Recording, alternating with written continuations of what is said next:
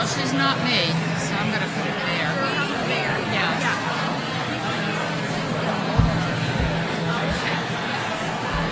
You're the one that took the wonderful photo. I couldn't get over that. I was just amazed. I was transfixed watching you do that. We want to see more there. You are so good. Oh my God. I should bring it apart. I didn't. I never do.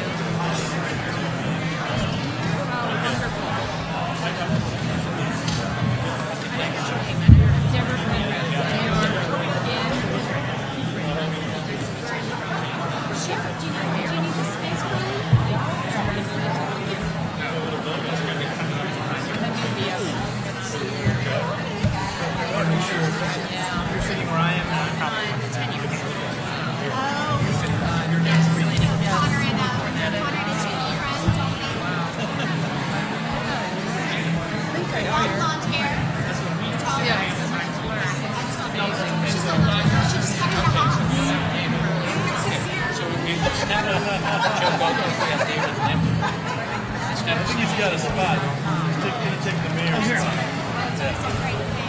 And then Irene gets here. Yeah, right. Now we're all back. How are you doing this? I think you have enough seats. I better go in the back.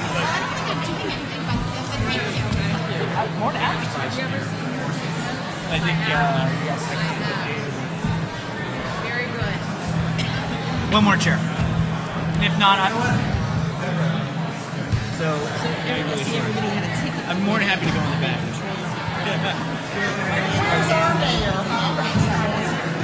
I see. Yes. So they had a ticket because I guess there's only room for so many, and I think they were expecting some. There's chairs right here. Got it. What's the name of You want to switch places, Carol? Carol, you can sit over here. You want to sit here? No, because I'm already Joe. Sitting next to We're not the Are you Joe? We're not out. We're not out. deputy, deputy. I don't even catch it. Okay. She's good. Yes. I didn't even catch it.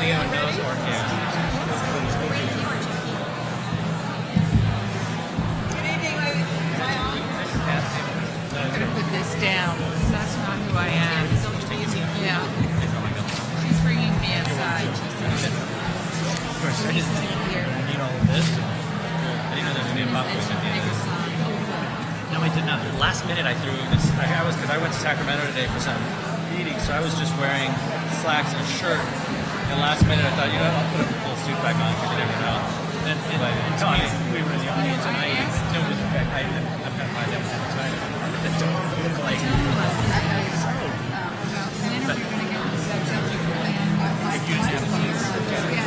It's just my expectation. Because I'm always wearing one. I see you. 5 minutes ago, I was in shorts and t-shirts, and I gave beers in a bag. Good evening. Good evening, ladies and gentlemen. Can I have your attention, please? I have a gavel. Good evening, and welcome to this town hall on renting in San Mateo County. I want to, at the beginning, thank St. Bartholomew's Church and Father Mike Healy for allowing us to use this auditorium. We are under a strict fire code, which means that once these seats are taken, no one else is going to be allowed in the room, but we have provided for an overflow room of another 40 seats for those who come later. There are seats in the front of this room, so if you don't have a seat, please take one. The fire code is, the fire marshal is not going to allow anyone to be standing.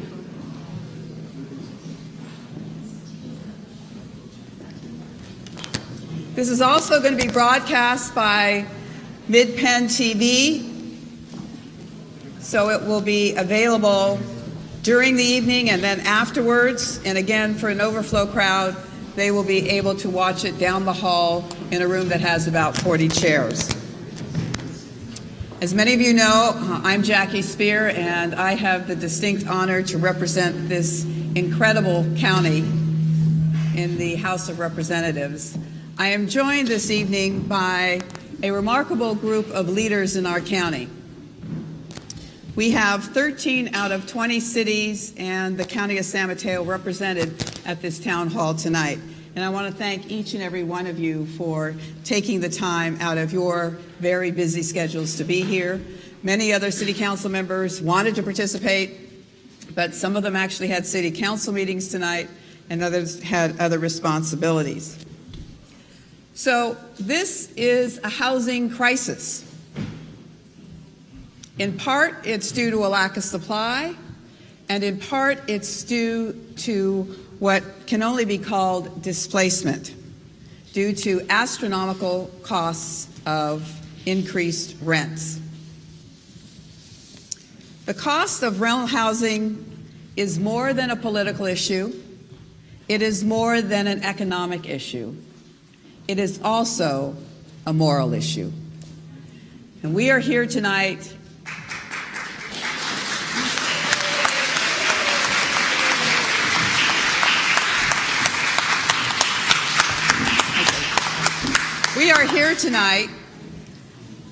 as a group on a local, state, and federal level to develop solutions to what this housing crisis is all about. You know, this is not a cold where if you wait a few days, the fever will break and the cold will pass. This housing crisis is pulling not just at our heartstrings, but at our purse strings. It's damaging to family budgets. It's damaging to our local economy. And it's damaging to our health and safety.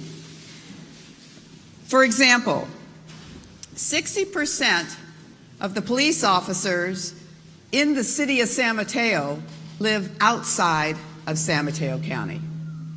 2/3 of the sheriffs of San Mateo County live outside San Mateo County.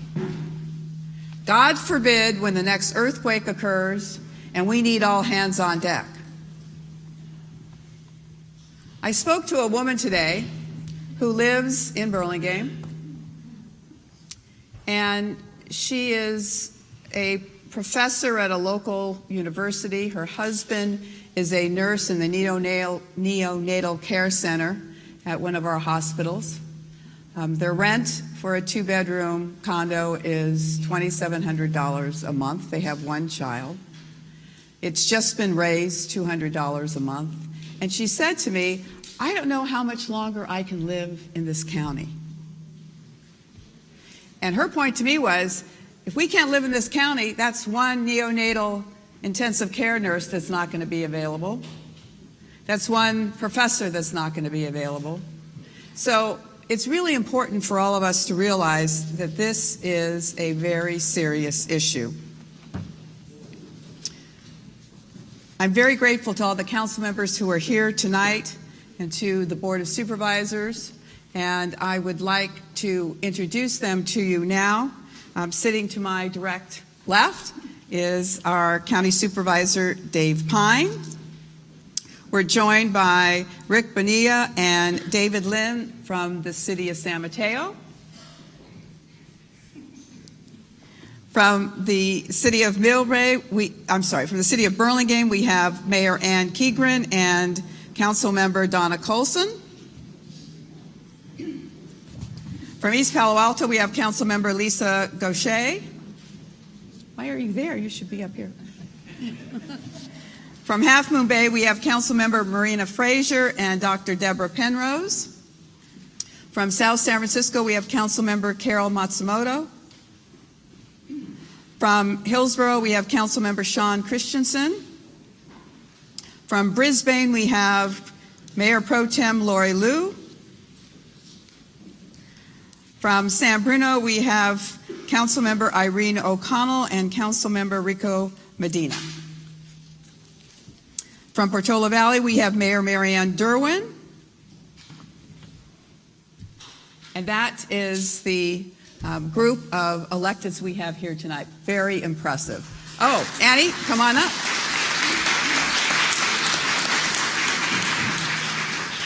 We also have South San Francisco City Manager Mike Futrell, San Bruno City Manager Connie Jackson, the staff from Supervisor Warren Slocum's office, from Redwood City, the Planning Department, Rhoda Kaufman, from Belmont Community Development, Director Carlos DeMello.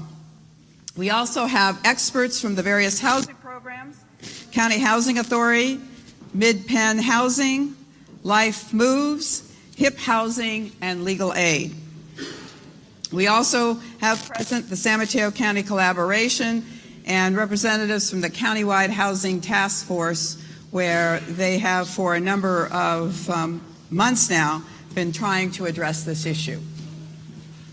So what triggered my need to call for this town hall was after maybe 4 or 5 months of getting emails and letters from constituents complaining about the high cost of housing and their rents going up.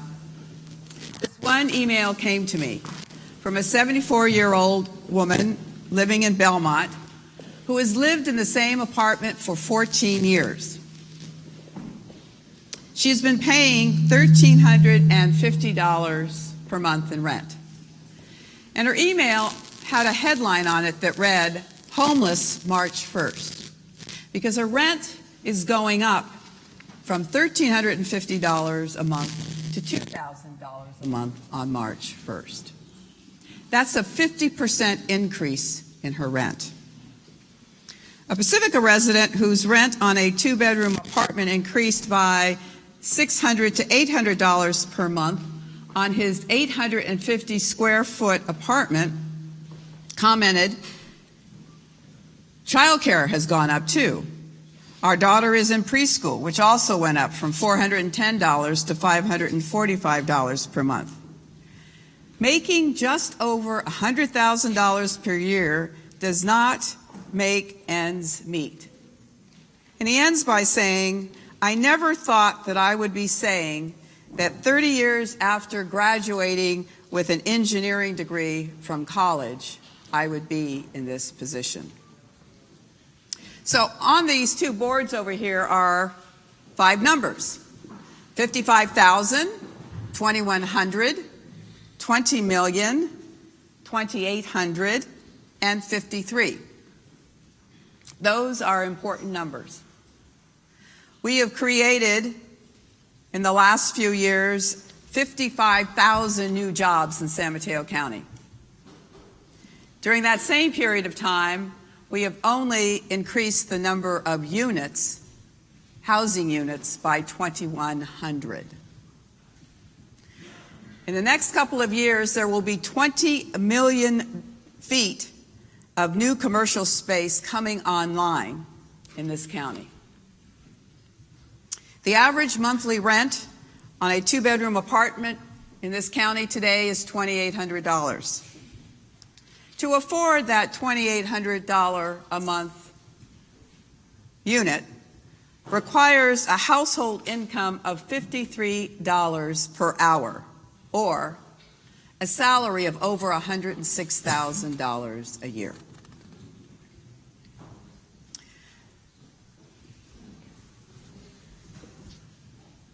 It's pretty sobering. So tonight we're going to hear from people. We're going to give everyone the opportunity in this hour-and-a-half period of time that we call up, 2 minutes each. Who's our timer, by the way? I am?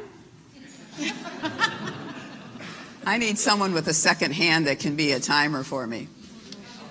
You'll be a timer. All right. So 2 minutes each, because we want to maximize the number of people that we can hear from. We're going to have speakers selected from around the county, so it's not from just one area or another. If you haven't filled out a form, please do so if you want to speak. This is about renters, but I know the real estate community has come out and wants to be heard as well, and we are going to give you an opportunity to speak. But I wanted to make it clear that this is first and foremost for renters, and then we will also hear from landlords and realtors. We are going to make sure that every one of these comment sheets gets to the cities in which these individuals live so that the council members will have the opportunity to review them. I'm also going to send a packet of these to the Secretary of Housing and Urban Development, Secretary Castro, so he can recognize that some of the changes that are being made on a federal level are providing us with particular pain locally.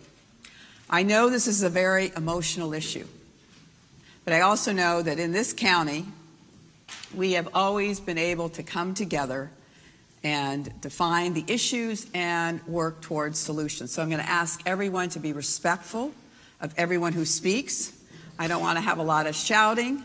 I don't want to have a lot of applause. I want to just have the opportunity for all of us up here to hear from every individual who wants to speak. Now, we do have 4 police officers present to make sure we can maintain a level of decorum. And if that doesn't work, a higher being will be called upon to help out in this effort. And she does not take any prisoners. Okay. All right, so we're going to start now. Do any of the council members want to make some opening comments? Okay. All right, we're going to start. Our first individual is Diane Fjellstad, living in San Mateo. Her rent has gone up from $1,850 a month to $2,850 a month in the course of 1 year.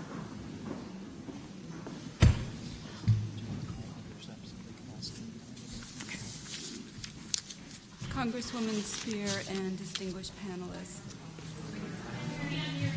Congresswoman Speier and a distinguished panelist, thank you for having this meeting.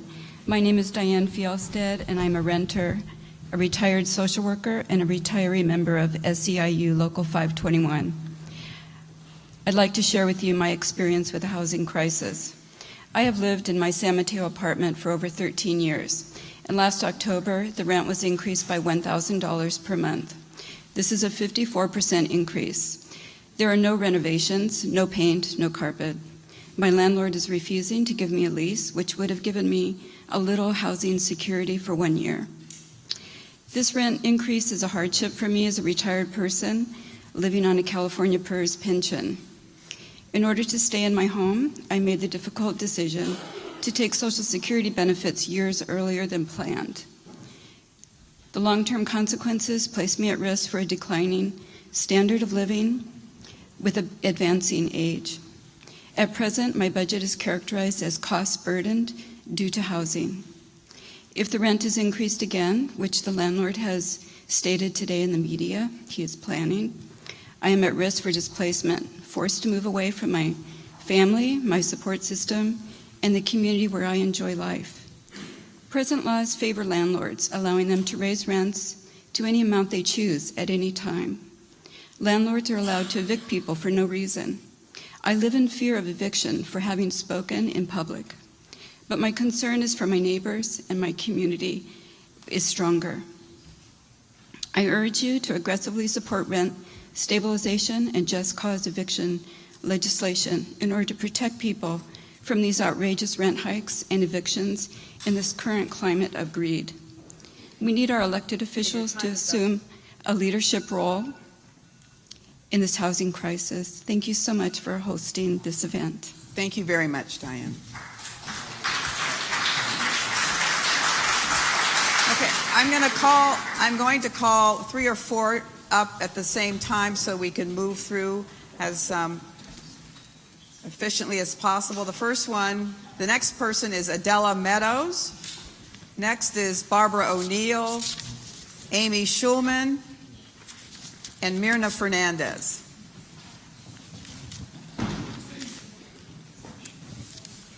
If you all would come forward.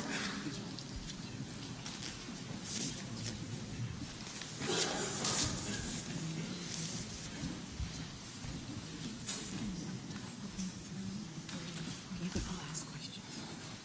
Any of you can ask questions.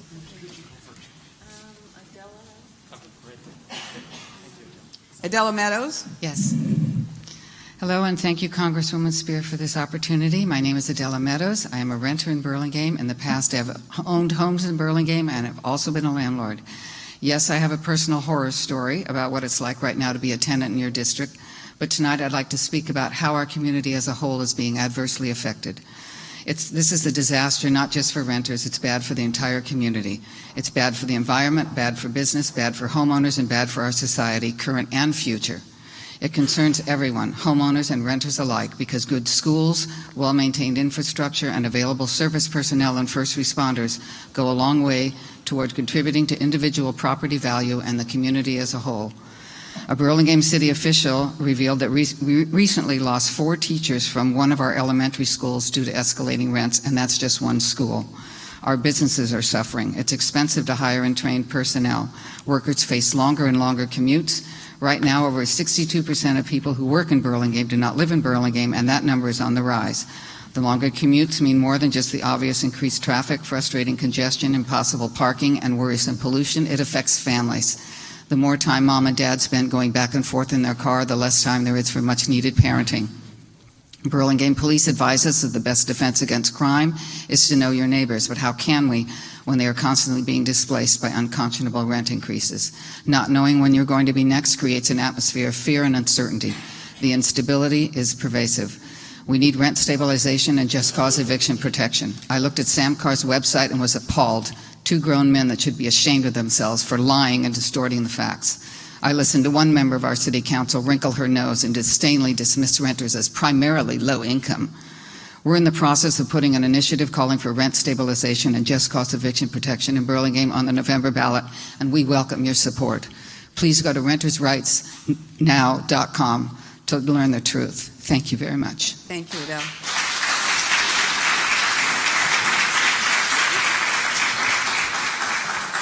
Barbara O'Neill. Good evening, Representative Speier, Congresswoman Speier, and distinguished members. Thank you. Distinguished members of the panel. My name is Barbara O'Neill, and I'm a 35-year resident of San Mateo County, one of many recent victims of the affordable housing crisis that is taking place here. On October 1st, 2015, 75% of the residents in my building received rent increases of up to 62%. The monthly rent for my 2-bedroom apartment was increased by $1,100 to $2,850, and the deposit was also raised to match the $2,850, assuming absolutely no upgrades to my unit. Numerous attempts to negotiate a more palatable increase were rejected. So were visits by Rick Bonilla and David Lim. Nobody could convince him to not do this to his tenants. I'm 58 years old, a 15-year veteran middle school teacher with the San Mateo Foster City School District. In order to afford to stay in my home of 11 years, I've been forced to discontinue contributions to my pension and pay the increased rent instead. As a result, my planned retirement date must be pushed further away. Additionally, my limited resources will prevent me from being able to age in place when that time does come. Housing now consumes 60% of my paycheck. A lack of tenant protections in combination with low housing inventory in San Mateo has created a tremendous opportunity for landlords, investors, and developers to reap huge profits on the backs of their tenants, many of whom are low to moderate income earners and are being displaced at an alarming rate. All right, I think your time is... How many? I'm sorry, how much? My neighbors and I live in constant fear that our landlord will continue to raise the rent or evict us. Some have been evicted, some have moved away. I want to thank you for the town hall forum, the opportunity to give voice to the victims of the crisis. The imbalance in tenant-landlord rights has created a fearful and unstable environment for so many families.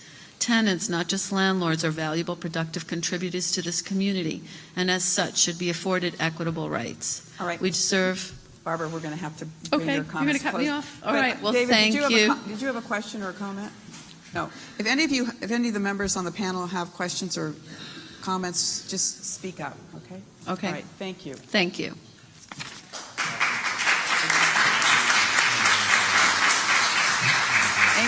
Amy Schulman from Foster City. Hi, my name is Amy Schulman, and I am a renter in the Tradewin apartment building in Foster City. I moved there in June 2008, paying $1,750 a month. The rent was not increased for 3.5 years. However, since then, my rent has gone up by $750, or almost 43%. It's now $2,500. After my daughter moved out last summer, I thought about downsizing to a one-bedroom apartment, but the rent of a one-bedroom was $50 over what I was then paying for my two-bedroom. 2 years ago, I underwent a couple of surgeries and was unable to work for a year. I went back to work last October. My take-home salary is $3,400 per month. My rent of $2,500 is almost 75% of my take-home pay. I work in Palo Alto and briefly thought of moving closer to work, but I know that option is financially impossible. I turned 60 in October, and at this age I was starting to think about retirement, but no longer. My two daughters both live out of town, and my hope was that my second bedroom could be a place for them to stay when they visit. Unfortunately, that can no longer happen as long as I have to worry how I can make ends meet. To stay in my apartment, I have to either get a second job or rent out my spare room. I've never had a roommate before that I wasn't related to by birth or marriage, but I'm now searching for one. Because I'm now working, I no longer qualify for either the CARE or FARA programs, which provide subsidies to pay for PG&E. I applied for low-cost housing being built in Foster City, but I no longer qualify for that either. Now that I'm paying 75% of my take-home pay on rent, I have to watch my pennies and expenditures as closely as I did when I was unemployed. The housing situation in the Bay Area has become beyond ridiculous, and the system desperately needs to be fixed. Property owners are taking advantage of the boom in Silicon Valley and squeezing out those of us in the middle and lower classes. Thank you for this forum. Thank you, Ms. Schulman. Brenda Fernandez. Good evening, Congresswoman Jackie Speier and members of the panel. My name is Myrna Fernandez. I lived at 1418 Bellevue Avenue Apartments in Burlingame for 20 years. I moved there in 1995. I paid $775, and I was served a 60-day notice in November 11th of 2015 to move out without no reason at all. I had to scrounge up all my belongings and move out of there by January 15th of this year. No reason was given to me as to why I had to move. I tried to reason with the landlord of our building, and they would refuse to speak with me. So with very little time, I decided to move back home to Belmont, and that was that. And I was never given a reason as to why I was being evicted. Thank you very much. Were you the only person in your building that was evicted, or was everyone evicted?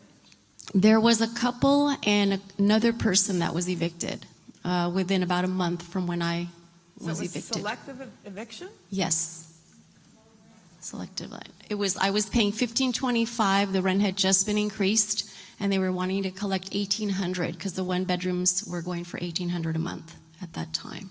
So I believe that was the reason why I was removed from my place. All right, thank you.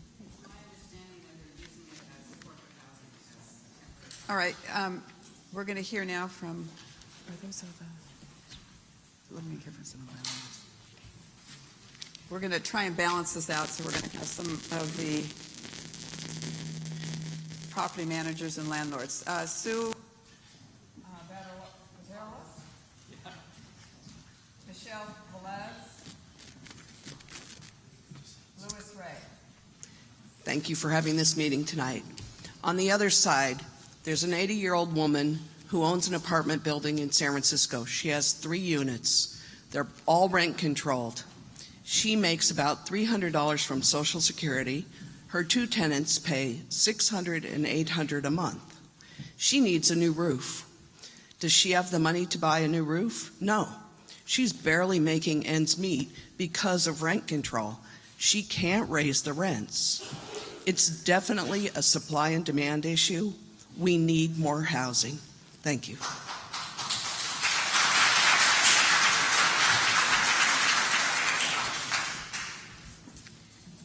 Good evening, Congresswoman Speier and all of the visiting dignitaries here tonight for our town hall meeting. I want to thank you for allowing me this opportunity to speak and to share my thoughts on rent control. I'm a resident of Burlingame and have been a renter there now for 4 years. I am actually against rent control. I feel that there are other options to rent control that we should address. When I think about rent control, I think about the blaring issues of San Francisco and Berkeley and Manhattan and the outrageous rents that people are paying in those areas. A person who earns the median income is not able to rent in San Francisco today and pay reasonable rents.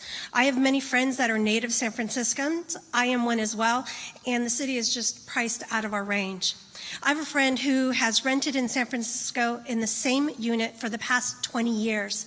He is fortunate to live on Steiner in a 1-bedroom apartment, and his rent is currently $950 a month. However, there are many things that are wrong with his unit.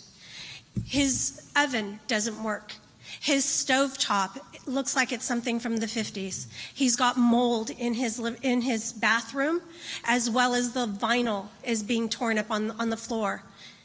But he doesn't want to go to his landlord because he's afraid that they're going to raise his rents. And if you think about what's happening in Berkeley, it's the same situation. Instead of considering rent control, we should consider other options to our housing situation.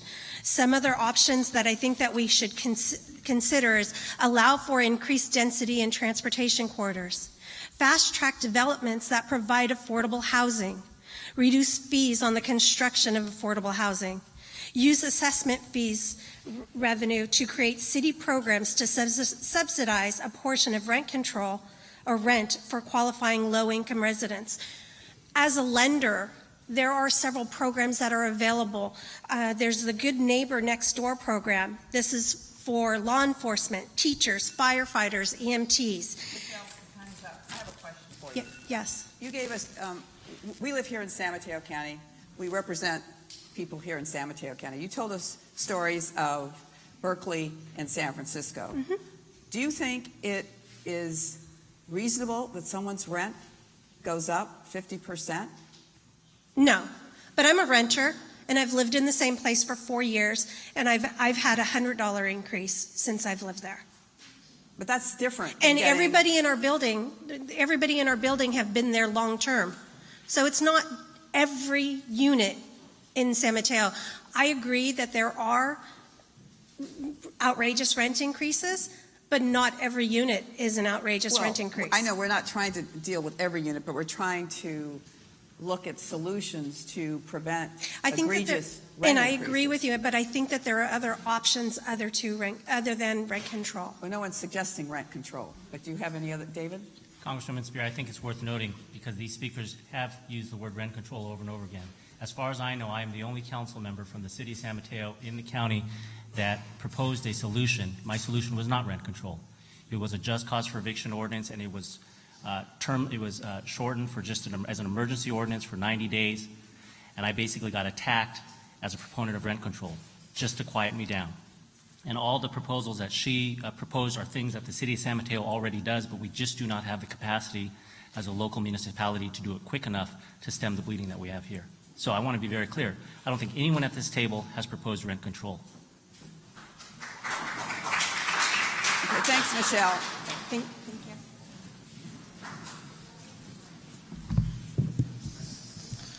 Good evening, everyone. My name is Louis Ray, and I'm here as a renter in Burlingame, a member of the San Mateo County Realtors as well. But I would like to speak mainly for a segment of the community that hasn't been spoken for yet, and it's homeless vets in San Mateo County. We have about 200 homeless vets in San Mateo County, and I'm starting an initiative to find them housing. I'm following the model that has been pretty successful in the city of Austin. It's a lot, there's many parts of that, but I'm here to ask for everyone's help, the community, legislative community. I will be talking to you, and hopefully you can give me some feedback and see if that could be done. Thank you. Thank you. All right, Roger and Christine. If I may, yes, David. If I may just add, there was a new housing opened in Menlo Park for veterans, so that was a step in the right direction. It just opened in the last few weeks. City of Millbrae too. Actually, the federal government has provided a lot of resources for housing for homeless vets, and we've actually reduced the number of homeless vets by a significant margin in the last 3 to 5 years. All right, now we're going to hear from Roger and Christina Marino, Mario Reyes, Michael McHenry. Good evening, everyone. My name is Roger Marino. I currently live in South San Francisco. My wife and I currently live in a home that we rented for about 4 years. At the time that we rented the house, it was $2,100. We are now at $2,500 in 3.5 years. We've just been served a 60-day notice to move out because a family member who owns the house is selling the house, and we are currently looking for a new place to live.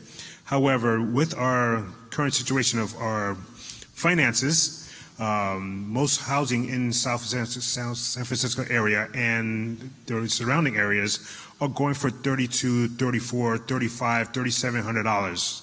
And we are a family of 5, and there is no way with our situation that we can afford something like that.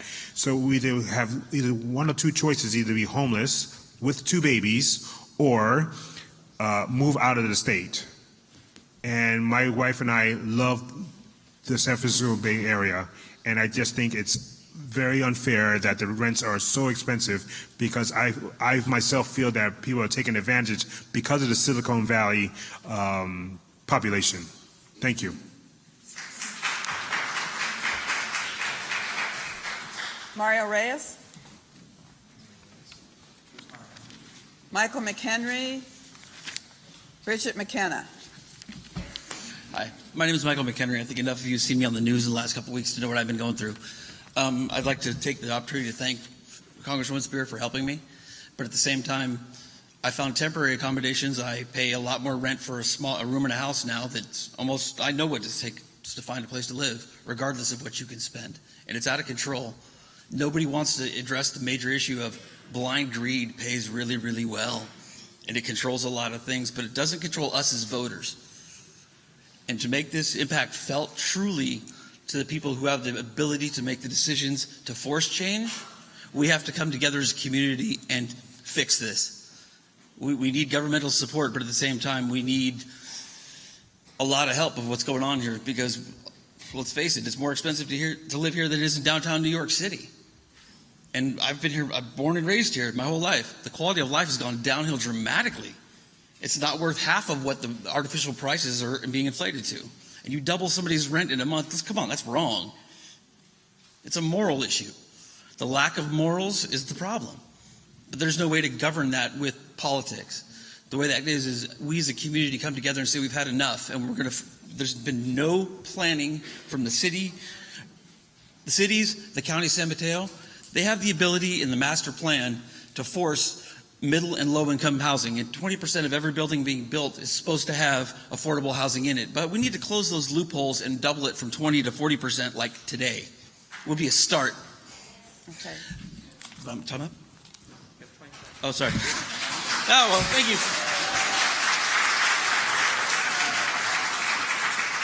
Michael McHenry was one of the renters in the apartment building in Pacifica that was yellow tagged last month. All right. Mario Reyes is not here. Bridget McKenna.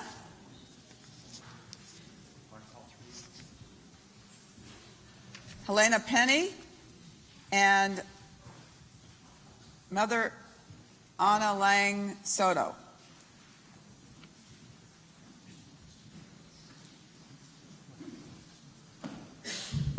Hello, thank you for having this meeting. Your name? Bridget McKenna. I was appreciated what this gentleman was trying to do with the no-fault evictions, because when somebody gets a $1,200 rent increase from one day to the next, there's no notice. Even if you were given 3 months notice, let's face it, $1,200 is usually what people are paying around. So it's a doubling of people's rents, or a 40% rent increase. There isn't a 40% pay increase to back it up. So essentially, it is an eviction notice. And we have a crisis in our area of people being evicted. It's a humanitarian crisis. We talk about units, you know, like they aren't homes. They are homes. And without homes, we have no base. And the working class in our community, we don't have a lot of resources. We are not propertied. That's why we are in the position that we're in. And a lot of our resources is based on the networking that we develop within our communities. This is a resource that we depend on. And once these things start becoming disrupted in mass, as if they are today, we are losing, a lot more than just our homes. It's impeding people's ability to make a living. I have a friend who owns a business, who operates the business out of a home, who has been evicted because of remodeling in order to double or triple the rent where he was living, and now his business is in danger of, how do you operate a business if you don't have a home and your home depends on your home? So I'm just, this isn't, people are looking at it like rent increases. This is not. This is eviction notices to people. This is disrupting the core of people's lives. Thank you, Bridget.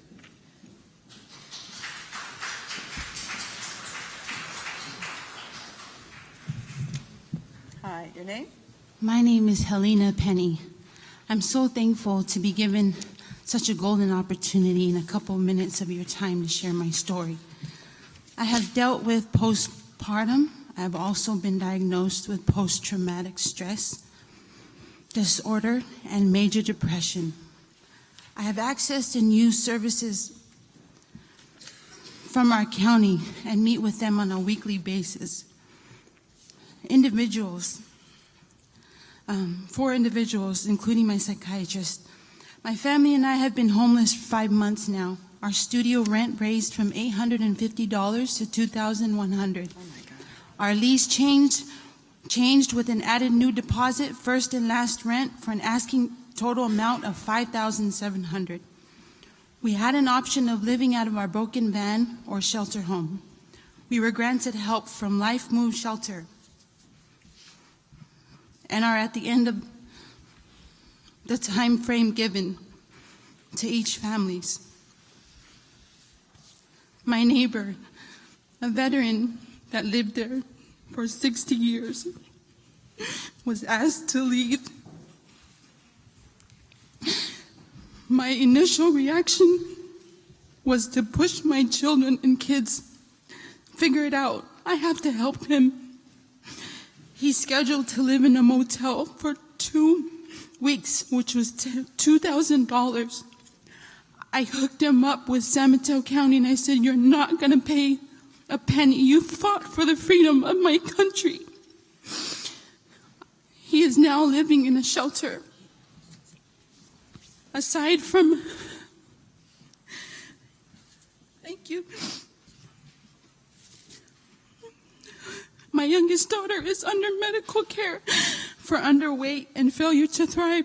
The amount of stress is immeasurable.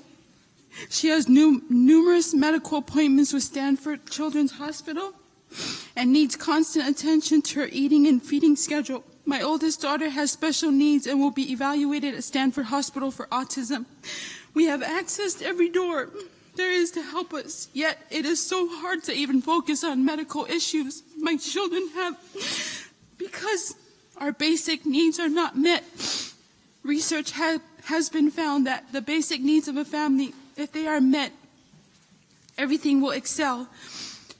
There is a lack of resource out there for us. There is even a wall between the landlord and tenants in communication. There should be an equal rise within the county for both businesses and families to work hand in hand, to still be able to afford their homes and to keep the businesses running. My family and I are willing to help put thoughts, work, and planning into this so that we can rise together, considering our situation. I not only speak for myself, but for many who are not only afraid to voice, but literally depressed by various reasons, housing being the main issue. Thank you so much. Thank you, Helena.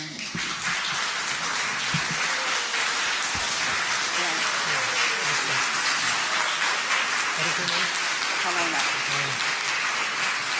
She's living at Shelter Network right now. Helena? Helena, I just want to make sure that we connect you with our Assistant County Manager who's here and our Director of Housing to make sure that all the services we have available at the county, that you're aware of all of them, and we can try to help you in any way we can. So we have your contact information, and we'll make sure we we'll do everything we can. All right. Is this Juana? No. No. Oh, sorry. This is Mother Ana Langa Soto. All right. Thank you. I've been a pastor in Redwood City for 17 years, and I want to call everyone's attention to the fact that this is not a housing crisis. This is a moral crisis. What we're doing is we're breaking our communities and we're breaking our families for the sake of excess profits. When I think I can speak for my clergy colleagues when I say that our different faith traditions call us to not make a profit. Profit is fine. However, there is also a call to have a care for the people that you work with, the people that you house, for their families. The injunctions that we get from our various faiths is that our brothers and sisters, our people, our communities count for more than for our financial largesse. I think that there are limits that need to be established. I think that the long-term answer is more housing. However, this is a family crisis. It's a crisis in the community. I have parishioners who've had to move to Ceres, to Modesto. 2 or 3 families are living in San Bruno, 6 people to a room that they're renting in a larger house. I ask that you look and see what is it that can be done, yes, in the long term, but also how can we stop these evictions that are happening without cause, and how can we assist renters so that they don't get priced out of their places of habitation. Thank you, Mother. Thank you. All right, we'll hear from Michael Verdon, Debbie Wong, Bruce Schilling.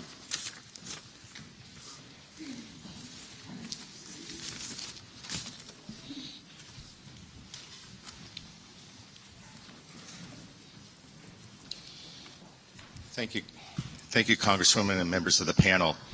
There's definitely a housing shortage, and this definitely shows the imbalance between the new jobs and housing units. Facebook, Oracle, The Box, Genentech, these are all great revenues for cities, but we need housing to stem the imbalance. It's a supply issue that truly needs to be addressed. Alameda had a 39-year ban on any new housing production larger than a duplex. Now they have a shortage of housing. They're finally addressing that. Redwood City and San Mateo have come up to the plate in building housing, which is fantastic, around higher density in the downtown transportation corridors. Brisbane has a chance with Baylands to build up to 4,500 units or more, and hopefully they step up to the plate for San Mateo County. Accessory dwelling units, granny units, the use of impact fees perhaps to enhance Section 8 rent subsidies in each community would certainly help. HIP housing is a great project that we certainly endorse. And fast track permits are projects with affordable housing that have a component in that. Two short stories. I have a friend in San Francisco who's lived there for over 30 years, pays $870 a month rent, beautiful views of the bay. He's actually bought several investment properties, but keeps his rent-controlled unit because he makes over $250,000 a year. Those that are in the units that have been sealed at a rent control level, they're the winners. They're the lottery winners, and it doesn't necessarily help those that really need it coming on to jobs here in San Mateo County. If the market rent was paid, not only would these people have been homeowners, but the unit would be available for other renters. Also, the average market rent is calculated on available units. These units that are off market are not part of that calculation. My mom, by the way, she'll be 92 soon. She can't live off of $1,700 a month for Social Security, not when senior care is over $8,000. Thankfully, my father invested wisely, and she's taken care of. The vast majority of property owners are like her. This is their investment savings for retirement. They're responsible. I actually ask my tenants every 2 years, what's a comfortable rent increase? And there's usually between $75 and $125. These are horrible stories that you hear, and my heart goes out. Your time is up. Thank you. Let me ask you a question. What do we do about rent increases of $1,000 a month? What do we do about rent increases that are 50% a month? It's totally obscene, and I don't want to sort of embarrass myself here, but in the 70s, I still have my little card for being on welfare. So I understand what it is to make ends meet and have food stamps and what have you. These are solutions that perhaps we could have a panel meeting with some of these landlords, because it's outrageous. And I think it's a very, very few buildings. I don't think it's everybody. I certainly don't do this. And most of the people that are in this room that are perhaps associated with real estate do not raise rents that high. But yes, we do need to do something, and that's building more affordable housing. Yeah.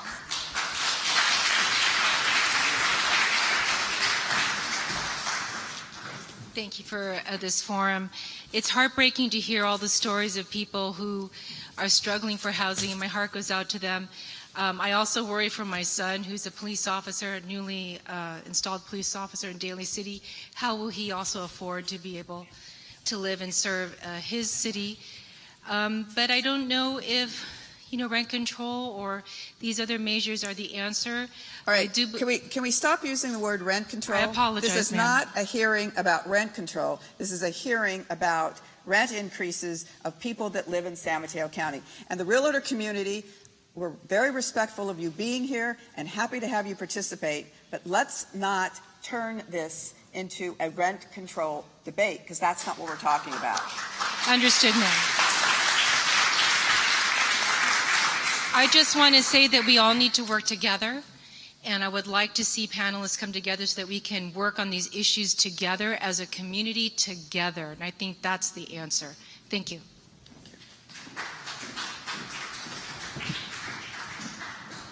Hello, Congresswoman Jackie Speier.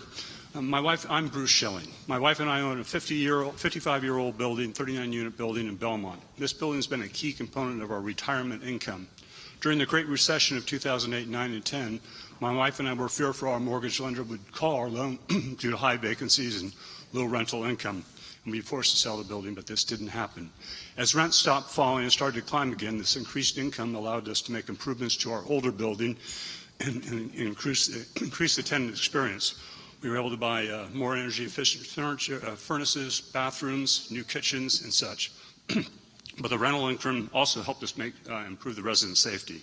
After the deadly Library Gardens balcony collapse in 2015, we felt it necessary to do inspections on our cantilever decks. During the inspections, we found dry rot and damage.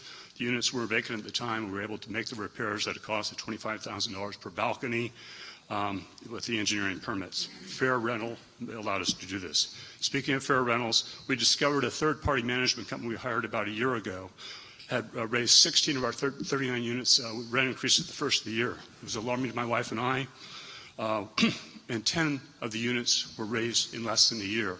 Upon this discovery, we terminated the management company, met with the affected tenants, gave them 30 days notice to restore their previous rent, and created the amount of the overcharged rent they paid for 2 months. We do not think we are any different than the majority of the small property owners in the area. We value our tenants, invest in our properties, pride ourselves in being fair to all residents, and hope this will continue to fund our retirement and eventually be able to pass the children our property. Thank you.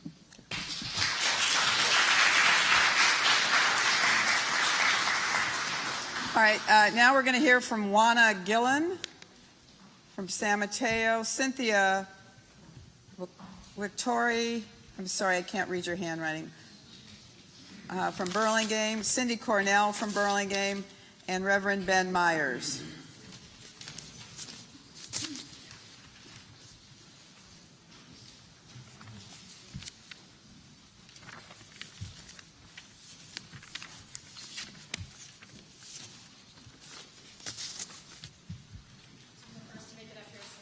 Go ahead.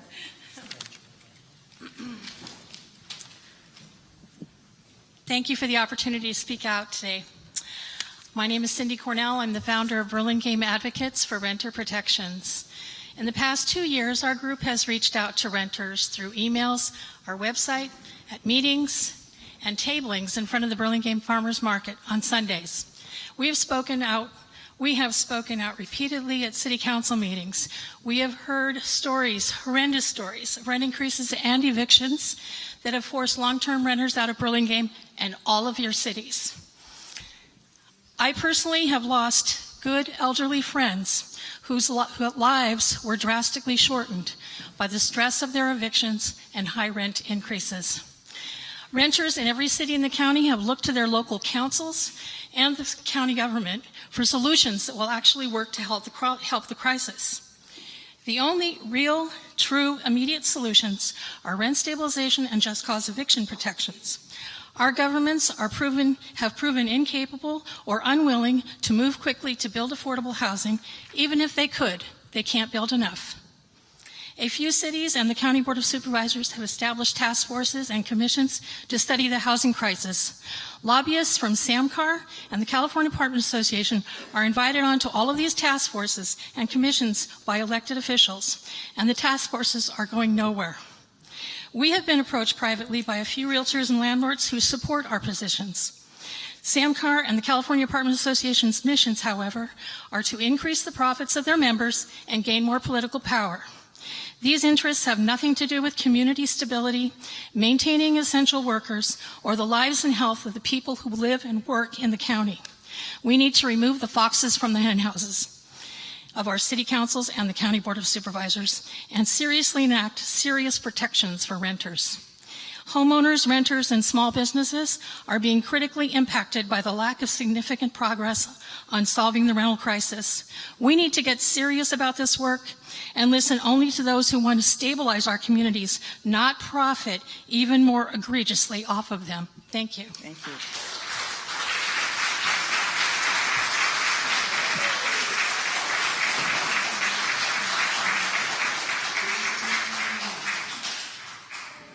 Hello, council members.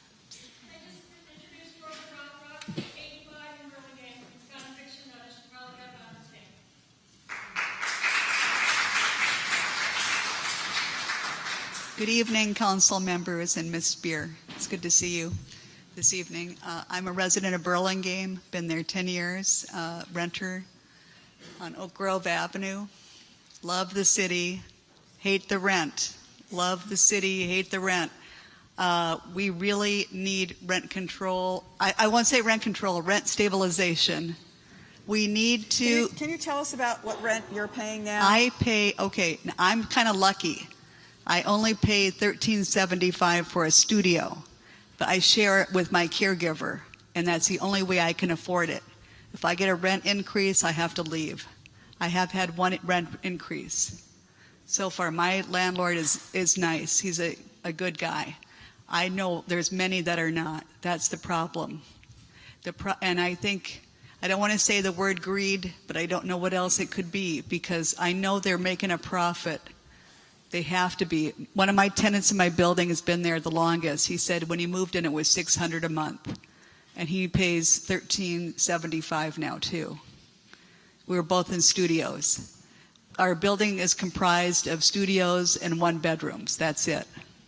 And there's 60-plus units. And it's a nice building. It's maintained. It's built in the 40s. It's an old building, but it's nice inside. They have made some changes. I really am grateful for the owners. They made my unit accessible to me because I had a stroke 5 years ago and I couldn't walk. I was in a wheelchair.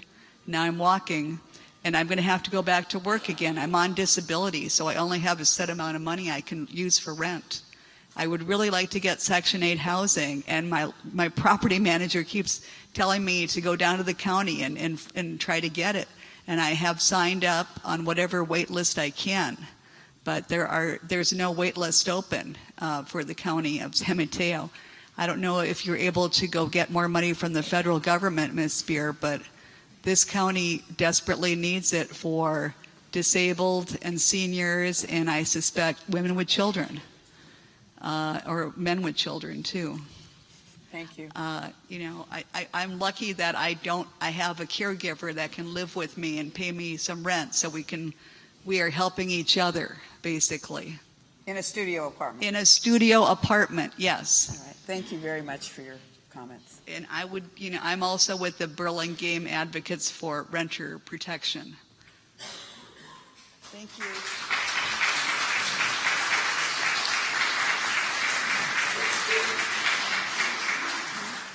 Good evening.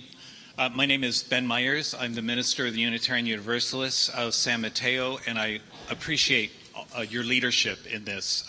Some of you who attended a similar function with clergy leaders and civic elected and civic officials around the housing issue, we know that this is a very complex problem. It affects me personally. My wife and I rent $3,100, 2.5 bedroom apartment, which is difficult. And many of my parishioners are faced with eviction notices or rent increases. And so looking at the complexity of this, not only as an economic, political, but as you also say, a moral, but also an environmental problem, we know that some of these numbers need to be addressed, and it's going to be difficult to address them, particularly if we keep increasing the commercial properties at the expense of housing properties. So this will not be a linear statement. I want to appreciate all of those renters out there, those people who rent to people, for your asking the moral question, how much is enough? And coming to the conclusion that you're taking pride in making sure that families have a place to live here. And I hope that more of you continue to ask that moral question. So I appreciate the complexity of this issue. I appreciate the fact that it is affecting the moral fabric, the social fabric of our communities, and that we need to pay attention. We're behind the game. We're behind the game in providing for all of our citizens, for the police and the sheriffs and the teachers and the coffee barristers and all those who make up our community. So we need to make sure that there's room. And that's going to be difficult to use as much emergency. This is a crisis, so we will need to take emergency measures to make sure that those who are most affected by this continue to have a roof over their heads and aren't pushed further and further out of the community. that perhaps we bring to bear the problem on those who are bringing the 55,000 jobs into the community, that they also share the responsibility of making sure that even though they can pay a salary that adds to the displacement, and there needs to be responsibility shared. So again, I appreciate us all coming together as best we can, those who are disaffected by it, and those who are keeping time as well. So Thank you, Pastor. thank you all. God bless us all.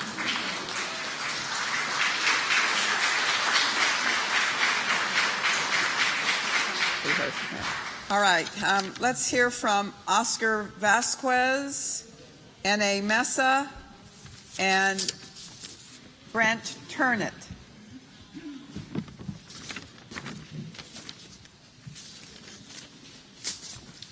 Good evening, Congresses and city members.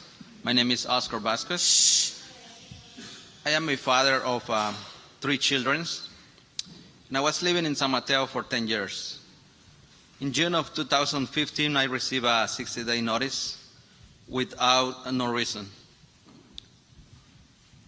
We was homeless for 3 months, and I was looking for a place to my kids. So I was tired to looking everywhere, and I decided to sleep in my job, which is a mechanic shop. I asked my boss. My kid clothes, it was so greasy in the afternoons, and it was so hard to see. They playing on the floor, and one of my kids asked me one day, "Daddy, why we don't have a home?" And I tried to explain to him about the problem we start getting. So right now I'm thinking we're not poor people, but we're not rich people. We're humans. So we need help about this one. Thank you so much for your help. Thank you for listening to us. God bless you. Oscar, I have a question. How much were you paying in rent? I was paying $1,040 $1,040 for what? for 1-bedroom apartment. For a 1-bedroom? Yes. And you got evicted, and then what happened? They start renting the apartment now for $2,100. And are you still sleeping in the auto shop? You know, it was an angel from God, and I received a column, and now I have a house to rent it. Very good. Thank you. Thank you.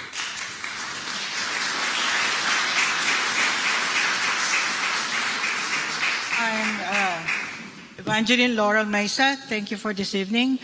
I will not be crying because instead of cursing the darkness, we try to do something. We are immigrants. We came here with just 2 suitcases and $1,000. We're small property owners. We own properties, but that's through sheer hard work and savings. Some people say that they've been working how many hours, double jobs. That's what we did for 40 years. Worked our tail off, no day off. Taxes, insurance have gone up. Our mortgage has gone up. Minimum wage has gone up. Repairs, materials, labor. Where will the money come from to pay for these expenses? That's the question that I'd like to be addressed at this meeting. San Mateo is a beautiful place because we take pride in it, and there is a price for living in a beautiful county such as this. Those who have been in their apartments for how long? With $1,000 rent, how much were your increases for the number of years you were living in that unit? Maybe it looked like it's 50%, but if you divide that by 10 years that you have had no raises in increases in rent, that's 5% a year. Okay, so let's not look at the big jump. Let's look at the entire picture. Okay, I'm 68 years old. My husband is 77 years old. We cannot afford to retire. Our money is coming from the rentals. Okay, so we are paying for the shelters, the welfare, the Section 8 benefits. Okay, so it's not like the money is. We pay taxes. Have people forgotten that we pay taxes? We are immigrants, and I've heard people say from immoral to make money, but all those clergies, do you open your churches during winter when it's raining for the homeless? They're nodding their head yes. It's good that they do that, okay? So if you want minimum wage of $15 an hour, by God, give us the money to pay the minimum All right, wage. Councilmember Lim has a question for you. Yes. Thank you, Congresswoman Speier. I had a question. What year did you come to America? 1974. Then my comment would be, my grandfather came to this country in 1913.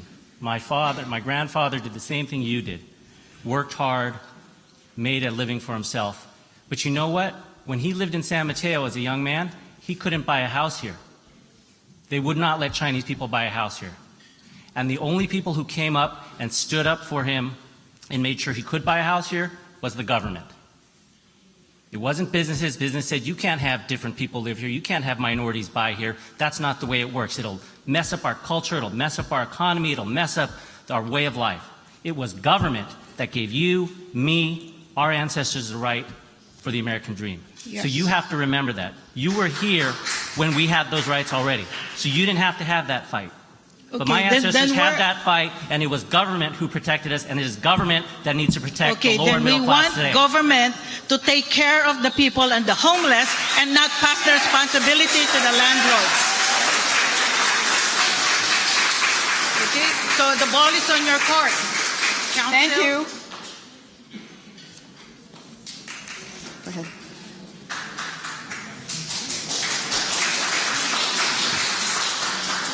Hello, Congresswoman Spears, esteemed panel. My name is Brent Turner. My grandmother was Realtor of the Year in Daly City. I'm a third-generation realtor, real estate broker. I own Turner Real Estate, and I am also a landlord. I appreciate the issue at hand here. It is very complicated. I am a SAMCAR member. I am also pro-rent stabilization as well as pro-just cause eviction. To me, because we are in this crisis, as good residents of this area, it makes perfect sense that the government comes in and provides solution to the crisis. I want to associate myself to some of the statements made by the Reverend. Apparently, there is enough commercial space already built that can be converted with some good green housing programs to address some of the needs of the most at-risk people and some of the stories we've heard here in this room. I think it's a combination of a lot of the ideas that are forthcoming. There are no real absolutes here, but I applaud exactly where you're going with this, with the government coming in, providing solution to the crisis. Obviously, we have to help the people that are most in need here and address the concerns and the issues regarding our police, our first responders, our teachers, our nurses, the disabled, the people with children, and the people giving service to the community, as well as bring everybody together. I have faith that you're going to be able to do that, and I applaud you for your efforts. Thank you. Thank you.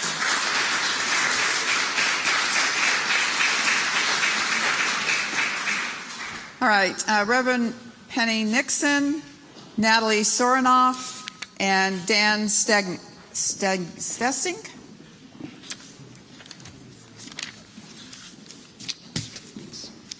So, Congresswoman Speier, you continue to ask the question, what should we do about these increases?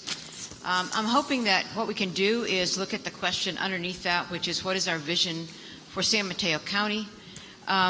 You know, I hope we can continue to elevate the discourse above vilifying landlords and vilifying renters. There are good landlords out there. There are good renters out there, right? What's our vision for the common good? And if we are in this crisis, and by you all being here tonight, it seems like we would agree with that, what do we do in a crisis situation? Surely there's some emergency measure that can be put in to stop the hemorrhaging now, to save the most vulnerable in our community and in our counties. And I would hope, I have heard many of you, I know many of you, and I believe you want to do what is best for all your constituents. And I hope that you will be able to do that. We can figure this out. It doesn't need to be an either-or solution.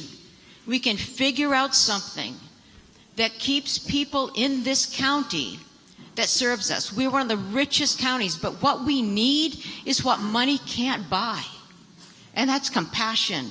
That's equality. That's the courage to do the right thing for the most vulnerable.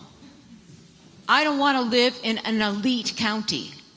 I want to live in a county rich with diversity and culture, where people can have families, where they can come together and have a safe place to live. And I believe every one of you wants the same thing. So let's not make it an either or. We're smart people. We can figure this out. But I implore you to do something about the displacements that are going on that you have heard about so clearly tonight. Thank you. Thank you.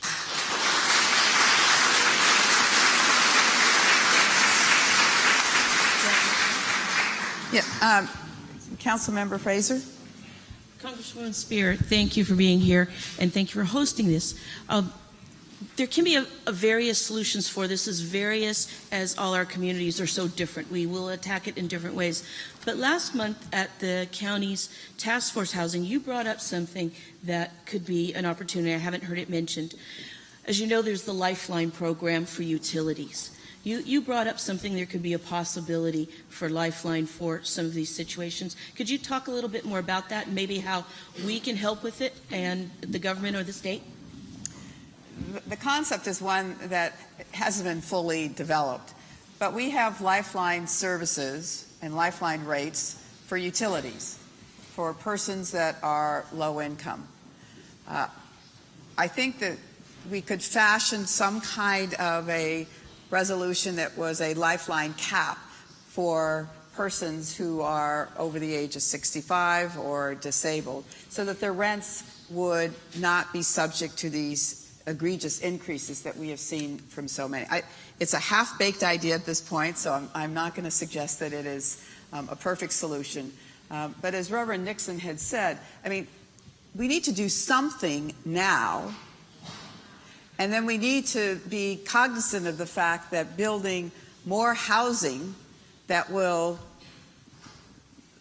relate to the number of square footage in commercial property that we're building has to be more parallel in its nature. So I think, from my perspective, we need a short-term pause or a Lifeline cap, and then put our efforts to building more housing. So that was the concept that I was thinking of. But again, it's going to require all of us to come together and come up with some solutions. Next.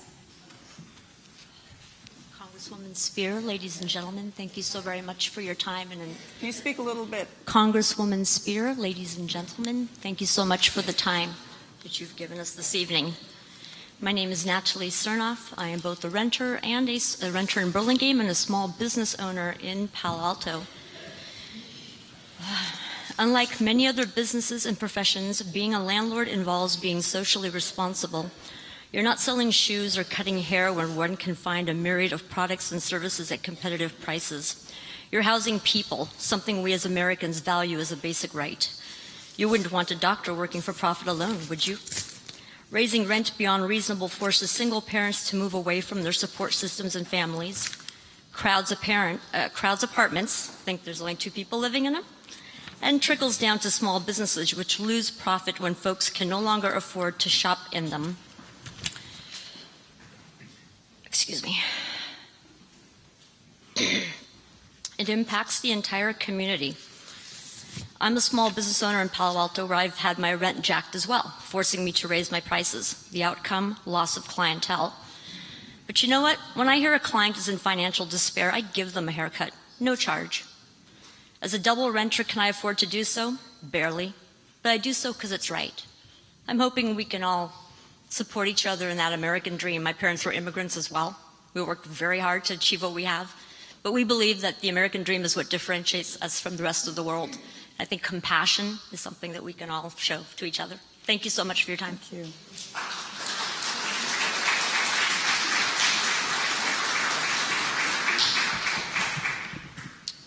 Good evening, Councilwoman Speier panel. Thank you for hearing me tonight. My name is Dan Stedgink. I'm with Fair Rents for Pacifica. I was a renter for 2.5 decades. Single women over 40, veterans, union members, the disabled. These are the groups that are disproportionately being affected by rent control right now. Half Moon Bay used to be called Spanish Town. Down there, they're not calling it a housing crisis. They're calling the exodus of Hispanic renters an ethnic cleansing. As home prices go up, renters become increasingly long-term members of the community. In our neighborhood, I've got two immediate neighbors live in the same house I do. Been here more than 20 years, put 2 kids each through the school system, and houses are $1 million in that neighborhood now. They're never going to be able to buy one. I think it was Oscar who said, "We're not rich people. We're not poor people. We're humans." Thank you.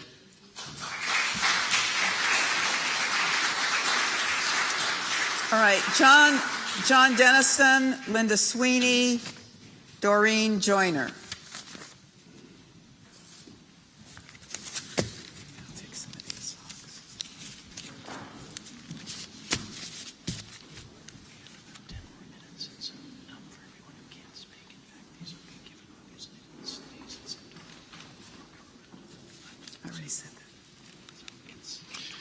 Good evening. Congresswoman Speier, thank you so much for hosting this. I'm John Denniston. I'm the president of the St. Vincent de Paul Society for San Mateo County. St. Vincent de Paul Society is a lay Catholic organization that has been in this county for 85 years, since the start of the Great Depression, helping our neighbors in need. I want to say 3 things to you tonight. The first is, in our 85 years in this county, we've never seen anything like this. The help that's available to people in need for housing in this affordability crisis is a drop in the bucket compared to the tsunami of need in the community. And so if you add up what's available to people through nonprofits like us, through housing assistance, through other means, public welfare, others, it can never solve what we're seeing today. It can't come close.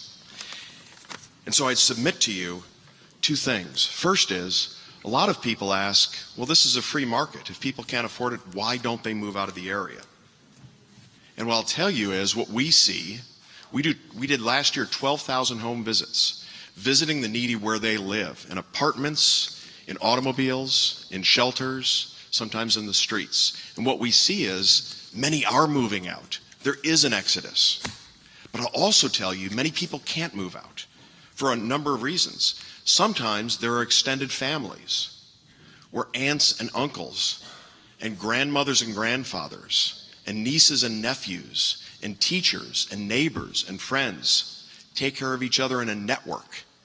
And 2 or 3 of those people can't pull themselves out if they don't have that extended help. There may be health issues.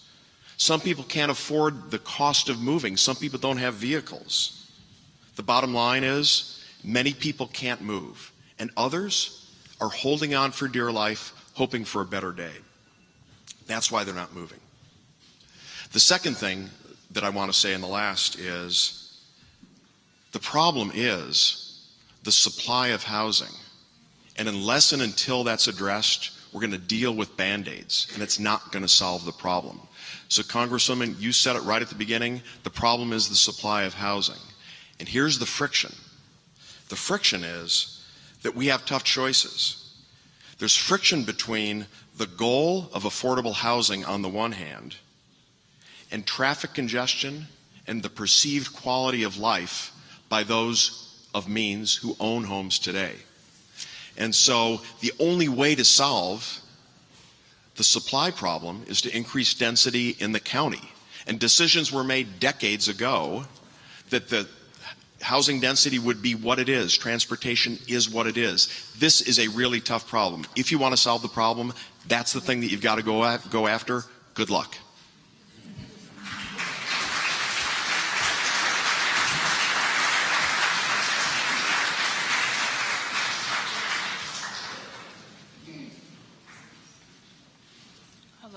Hello, my name is Doreen Joyner, and thank you for having this meeting. I'm a San Mateo tenant.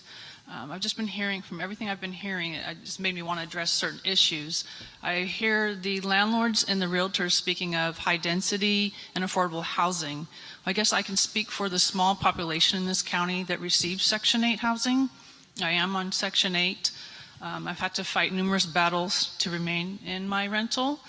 And, no matter how much housing there is in the county, it's not going to do any good for about the 4,000 people who hold the vouchers, because the discrimination is allowed at this time for Section 8 holders. So like the gentleman just said, I'm pretty much one of those people that have been stuck where I am. And I do have my adult daughter and my granddaughter living with me. And at the same time we support each other, we're actually wanting to separate because it's not working together. But either of us can move out to get our own place. So I would hope to see that Section 8 would be added to the source of income ordinance per se. I'm for just cause for eviction and also rent stabilization, because where I live, I'm on the border of Foster City. I live in San Mateo in a townhouse, and there were 12 of us that has Section 8. Well, they all got kicked out. They got evicted because the landlord didn't want to take Section 8 anymore. So I had to fight with Legal Aid Society of San Mateo to remain a tenant. I requested an accommodation due to my disability, and that's really not even a protection. But I'll just make a long story short. I had to go through a lot. I went through DFEH and what have you to finally get a deal with the landlord. This landlord also does not live in America. I've never met him. I've never been able to see him because he goes through his management company and an attorney. So it's exacerbated my disability. Like I said, they tried to kick me out in 2012. It took till about 2013 to be granted to stay. Then, I think it was in the beginning of 2014, I got another notice. That was the one where they wanted to kick out everybody that had Section 8. And that took, again, a little over a year and just got settled in November of last year. So it's kind of hard to even be productive as a person in society when you're always fighting just to keep the roof over your head. Thank you. Ms. Joyner, I think all of us presume that Section 8 housing is going to be the lifesaver for people who are low income. Right. But I'm hearing more and more often that landlords just don't want to take Section 8 vouchers. Correct. Have you attempted to move elsewhere with your Section 8 voucher, and what has your experience been? Well, each time, those 2 different times I was given the notice to move, I was looking. And the thing that I found, the only thing that's really out there for Section 8 people are to get on the list for like some of the mid-pen places. So, and I don't think society would want that either, because then you're double dipping. So now you're using the government's money from Section 8, and then you're also getting to have it subsidized by the affordable housing. So then you can end up paying. I mean, that'd be great for myself, but I don't think society as a whole likes the idea of the free help. So I want to think about it in that way. But no, I've had a lot of, it kind of goes on Craigslist as no pets, no smoking, no Section 8. So I kind of feel like we are I'm speaking here and I think nobody really cares, because I'm the low income. So who cares, right? And I'm sorry to say to the 2 gentlemen, council members from San Mateo, but I've spoken to Mr. Lim before personally, and he seemed very against the rent stabilization. And I saw an article, it may not be totally true, but I saw an article in San Mateo Daily Journal that spoke of how, like, Mr. Lim was starting to care and see the other side. Once it was his friends, it was mentioned, like there's friends, when there's teachers, when there's people of an importance to society, then it seems the more people care. But it was somebody on, Section 8, or just some Hispanic, all these Hispanics that came in when I went to speak at the City Hall and were crying. It just, I've been kind of for a couple years or so, sometimes going to commission meetings, going to the city council meetings. I went through the academy there and trying to, learn city government. And a lot of times I've gotten very just angry. Again, now I'm okay where I am, but I don't really want to be there. It's very kind of hostile between me and the management company. But, it's a roof. But no, it is. It's very difficult. And my own, at the time I had a housing, the lady that works at the housing department said a lot of people just became homeless and what have you because they, were evicted and had nowhere to go. Thank you. Thank you. Supervisor Pine, maybe you can. Yeah, a couple of comments on Section 8. I mean, there's no question that there's discrimination against people with Section 8 vouchers, and that needs to stop. There is a bill that's been introduced in Sacramento to try to put some legal protections there. Also, we have tonight our Director of Housing, Ken Cole. I don't know, Ken, if you have any perspectives you want to share on the Section 8 situation, if you want to.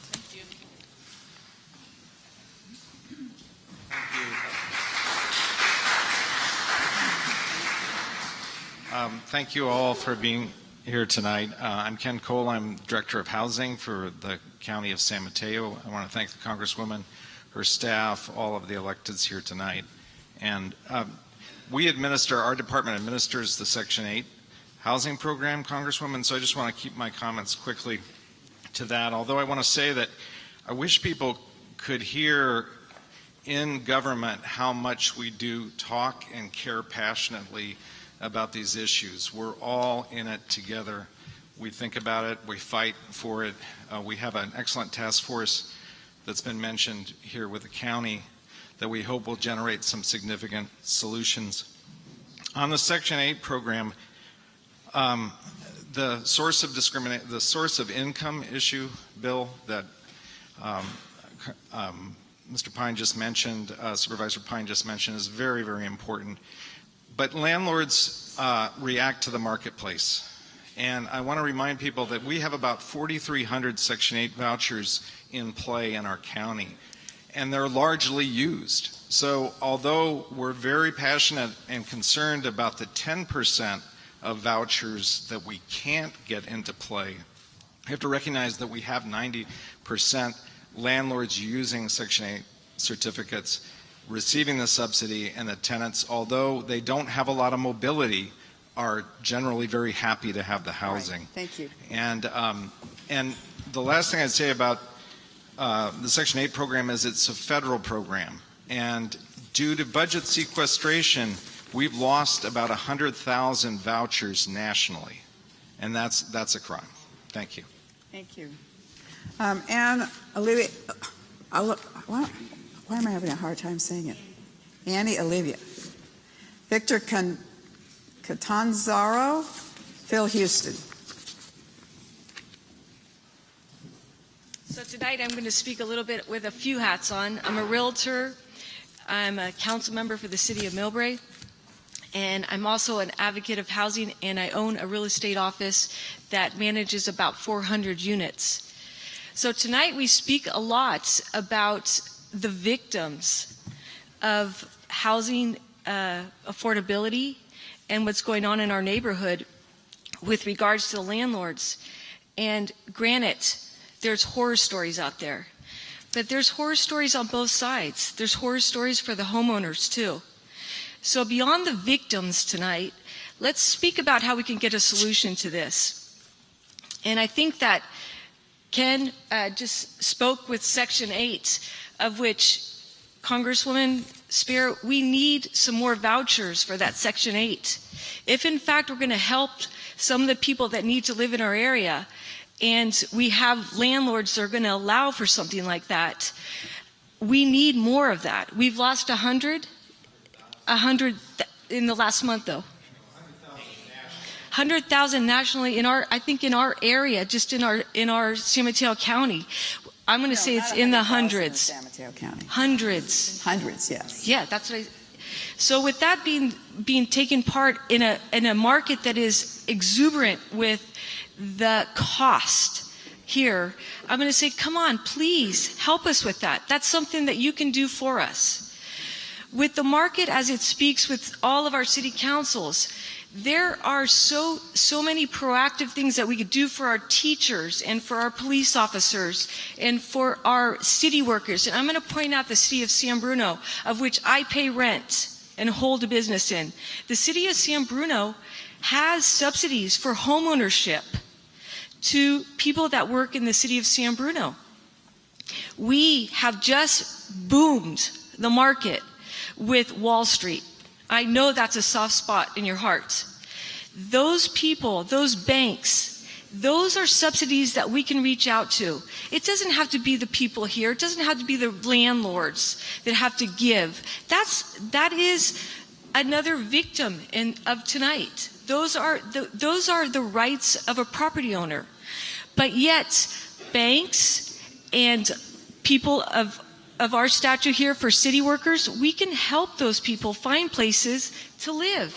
And Congresswoman, please help us with those Section 8 vouchers. Annie, let me just say, and to all of you who are gathered here, if you haven't noticed, the House and the Senate is not run by people that believe in Section 8 vouchers right now, and that's the problem that we have.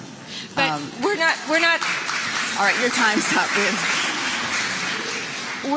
I'm asking you, because I think that could be something that San Mateo County, we can be a model for that. We've been a model for a lot of things. All right, thank you. Next person.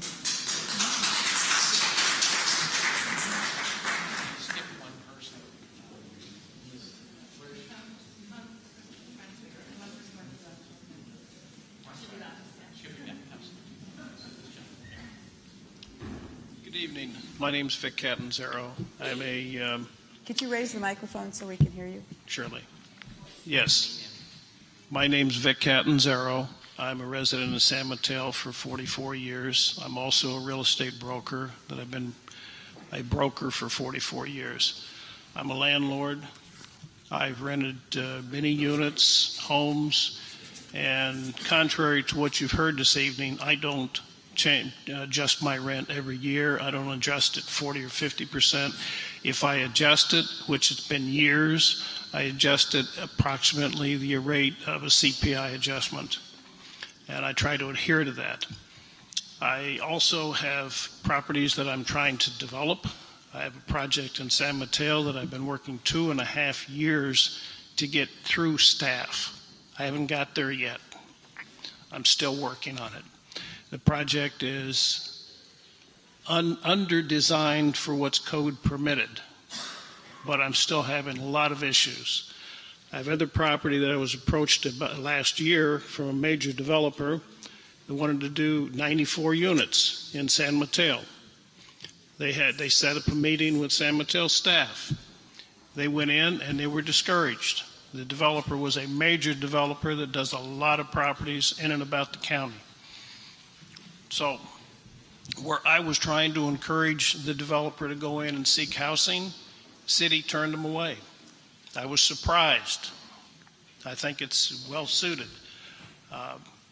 The truest resolution to this is to provide the density, cut the time for processing down. People like me, I'm a small businessman, can't afford 2.5, 3 years to bring a project to fruition, to provide housing. So that's your target. Change that. Thank you.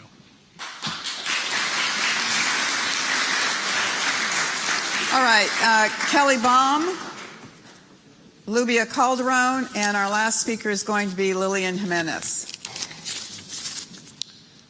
Hi, my name is Phil Houston. I want to thank you for having this forum today. I am a realtor. I'm also a tenant. I rent here in San Mateo.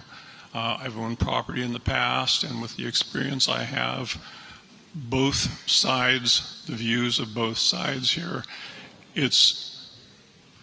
when I listen to some of the renters here and the problems they're having, it is heartbreaking. We're not heartless. I'm not a heartless person. I also worry about my rent going up. On the other hand, I have numerous clients who own rental property, and I know how hard they worked to be able to get it, and they rely on it for their retirement. And we go into the supermarket, and eggs now are twice what they were 2 years ago. Things keep going up for everybody, and retirees, owners of property, also need to be able to increase their income to afford the increase of living. So it seems like we're asking the landlords or the investors to take on this problem that we're having right now with not enough housing, instead of trying to find a way to spread it. We need to help people who need help, but I don't think it's fair to put the burden on just the landlords or the investors. The other thing... Can I ask you a question? Sure. What solution do you offer for those who are witnessing 50 and 60% increases in rent. What are they supposed to do? What are those of us who are elected supposed to do to address those concerns of people being displaced in our communities? I think there's two answers to that. One is some of the rent, I'd need to know the history first. If somebody had a rent for a very low rate, $900 a month over the last 10 years, and rents have been going up, and now it's $1,900, and then they get the $1,000 increase because now the landlord has a need for it, they can't keep it, that would be one thing. If you have a different type of landlord, unfortunately, I think in any business, whether it's this or, I say Congress, we're not all great people. Sometimes there's greedy people, and finding a way to deal with them, I don't have an answer for that one. Well, that's the answer we've got to come up with. But we have to do it so that we're not hurting all of the other people if we answer. I think we've all had the opportunity to hear from many people tonight, and we'll all have the opportunity to say a few words at the end. But let's be clear. People who have spoken today have often talked about rents going up $1,000 in 2 years, not $1,000 over 10 years. So let's deal with reality, whatever that reality is, and recognize that there is a problem here. And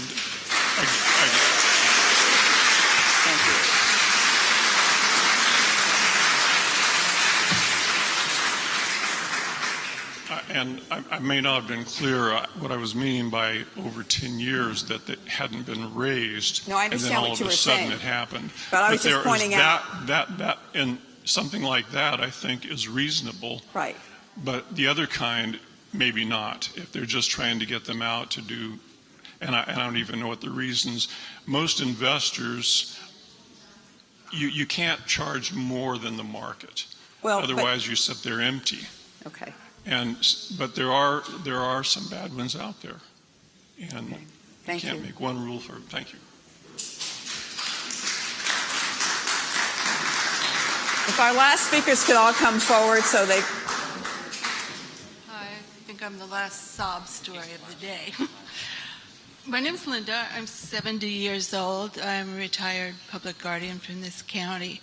When I moved up here from Santa Cruz County, to work here, I moved into an apartment, and I've been in that same apartment for 25 years.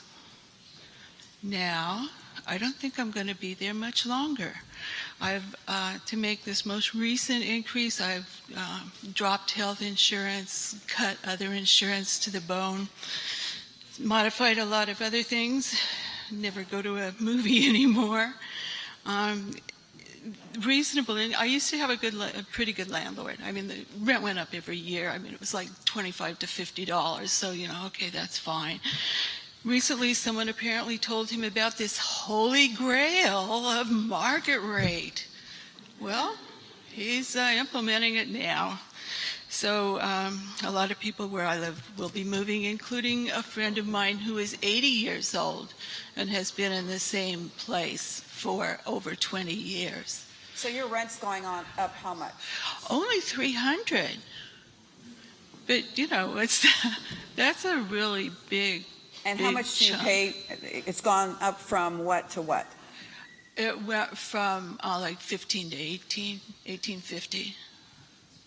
So it still is reasonable, but not for me. And I think I'm in the position of a lot of people where, we're not really poor, but we're sure not middle class anymore.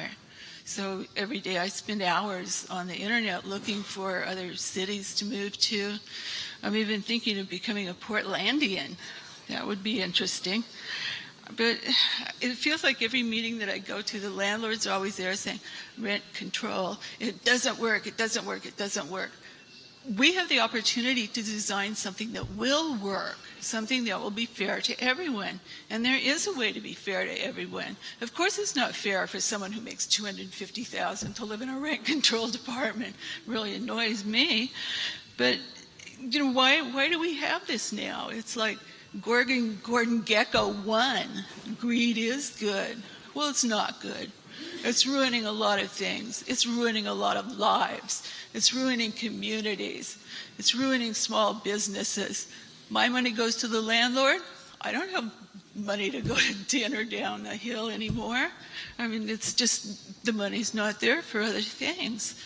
And I really miss it. I thought I would have a good life. I worked my way through college and actually paid my student loans back. And now here I am with a goodbye notice. And that's how I feel it'll end up. It'll just be goodbye. Thank you. Thank you. 6 months, because they only do 6-month leases now.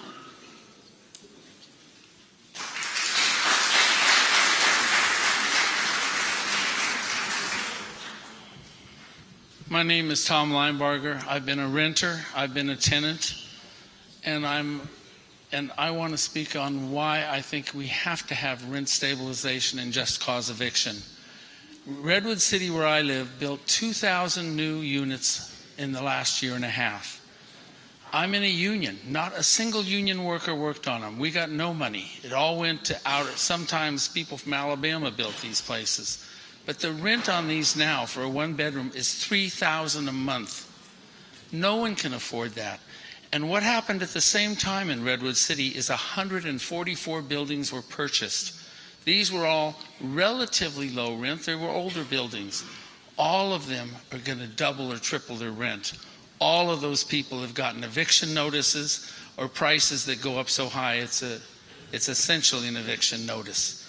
And people, I talked to some realtors and they said, it doesn't work. Rent stabilization doesn't work. It works. Talk to people in San Francisco. It works.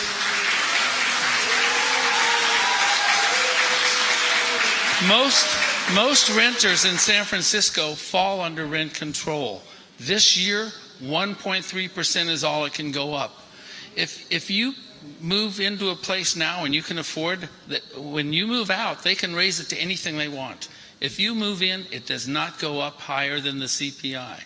It can't, that's by law. But these only apply to the older buildings. We must maintain a community that is integrated not only racially, but also economically. And the idea, we're kicking out so many people. I go to garage sales and I see, you stop and there's a teacher going out. The EMT guy is getting kicked out. They're not moving to the next city over. They can't afford that either. They are leaving the area. And I do not want a Bay Area that is Atherton. I want a Bay Area that has the same kind of vibrant cultures that we have now. And thank you very much for your time.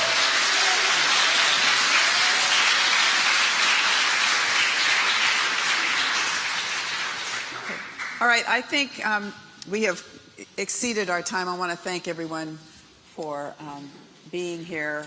I want to open the mics now to members of the panel who might want to make some concluding comments. Doctor? Yeah, Deborah Penrose from Half Moon Bay. My thought,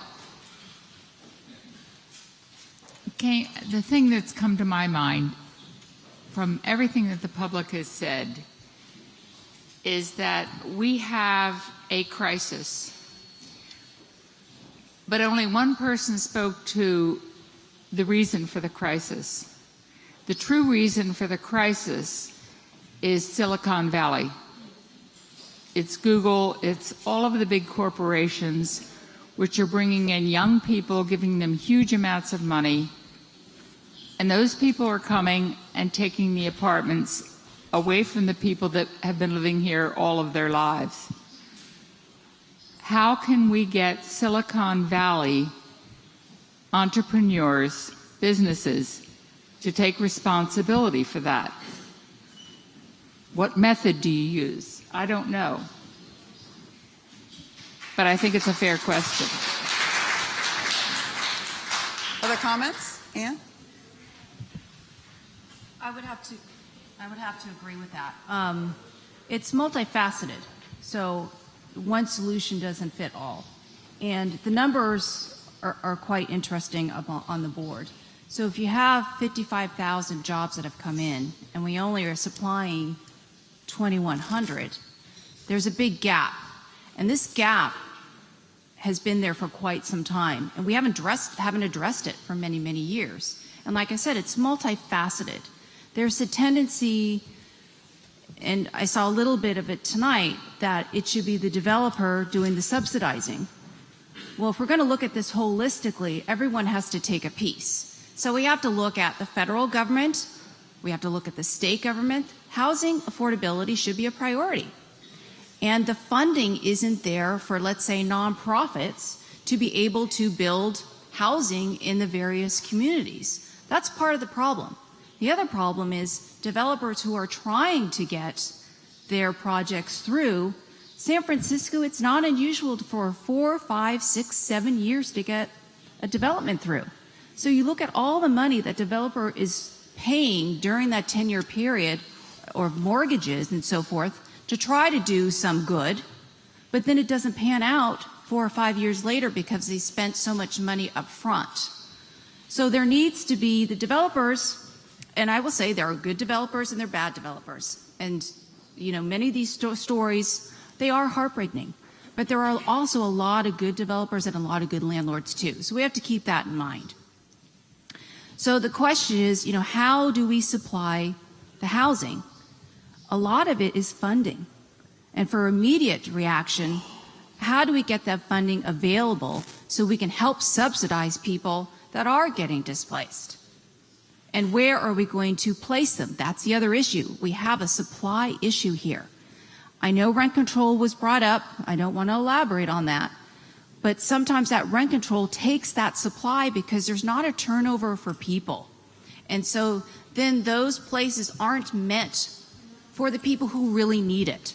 That's a big problem. So then what happens is when people can't find, let's say, housing in San Francisco, you have two extremes. You have extremely low rent and then extremely high rent. Because what happens is the property that's left for people to buy becomes extremely expensive. And then in order to build, it costs a lot more to build because the property was so expensive initially. And there's no middle ground. We have no middle ground here. But then we keep bringing in more office space. We bring in all the Googles and the Facebook and the LinkedIn and Yahoo and everybody else that are bringing so many people to this area. They're giving the salaries to the people. They know it's expensive, so they're subsidizing that for their own employees. They should put some money into some type of fund that helps because they are taking that supply away from us. So you may have developers that put money in. You have your big corporations that put money in. You have cities that put it in, the state and federal government, and try to look at this as a long term. Because the other process with this is I'm more promoting first-time buyers too. Because when you do these projects, it may benefit, let's say, 100 people. But then what happens after the 100 people? They have the tendency to stay there. I don't blame them. It's affordable for them. But then what happens to the next 100 people and 100 people after that? That's the thing we have to look at. How do we create a fund that we can continually subsidize over a long-term period rather than just a short-term period? So it could be a rent stabilization fund. I mean, I don't know what the answer is, but with all these heads, we should get the stakeholders from all different groups, and the county has started doing that, and I commend them for doing that, that it is multifaceted, and it's going to take time to make correct decisions. But I also think the higher-ups, the federal government and state government, need to make it a priority in order to make this work. There's so much time put in, let's say, in high-speed rail, and so much money put in there. We forgot about the necessity of housing. That should be the priority here. That's what we need to look at.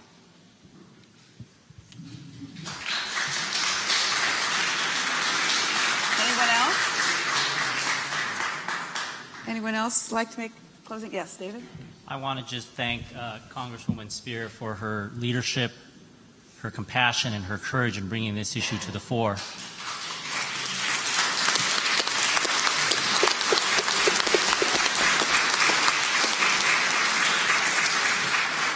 And with respect to my fellow council members from other cities, I believe Congresswoman Speier is doing everything she can, and I believe the onus on action falls on us, the local municipalities, to take action.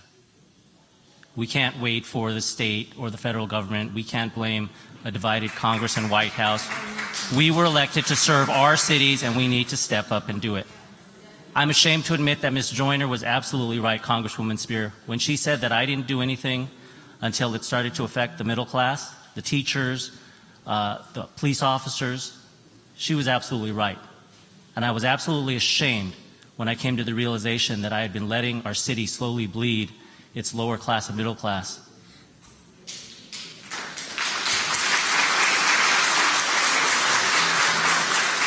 I will say something that I hope is instructive to my fellow council members. When I took on this issue and decided that we needed to do something, I had the support of a great many friends in SAMCAR, the California Apartments Association, the Chambers of Commerce. Many of them are sitting here. Many of them are fine and wonderful people, the executive directors, the board members. They have been and continue to be my friends. And they understand that this is a serious problem. And they are not the landlords who are responsible for this devastating increase in rents and displacement of renters. It is a lot of overseas investors, a lot of new owners.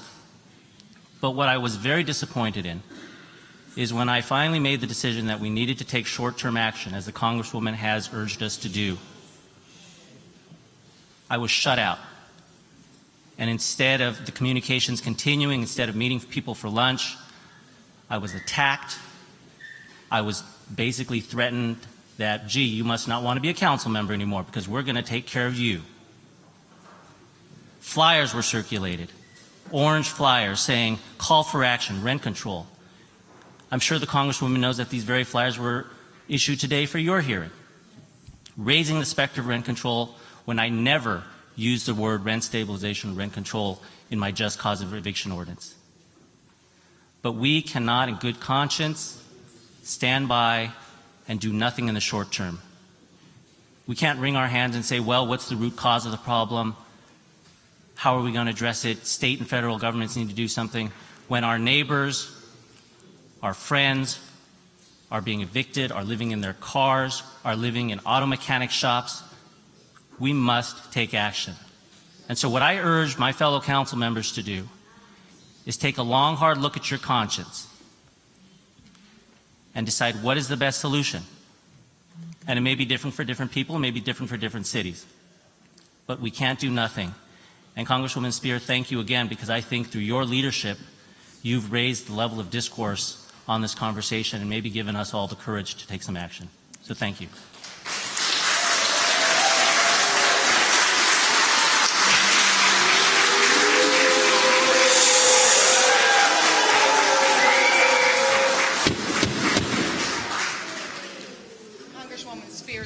Colleagues, I just want to thank you for being here tonight.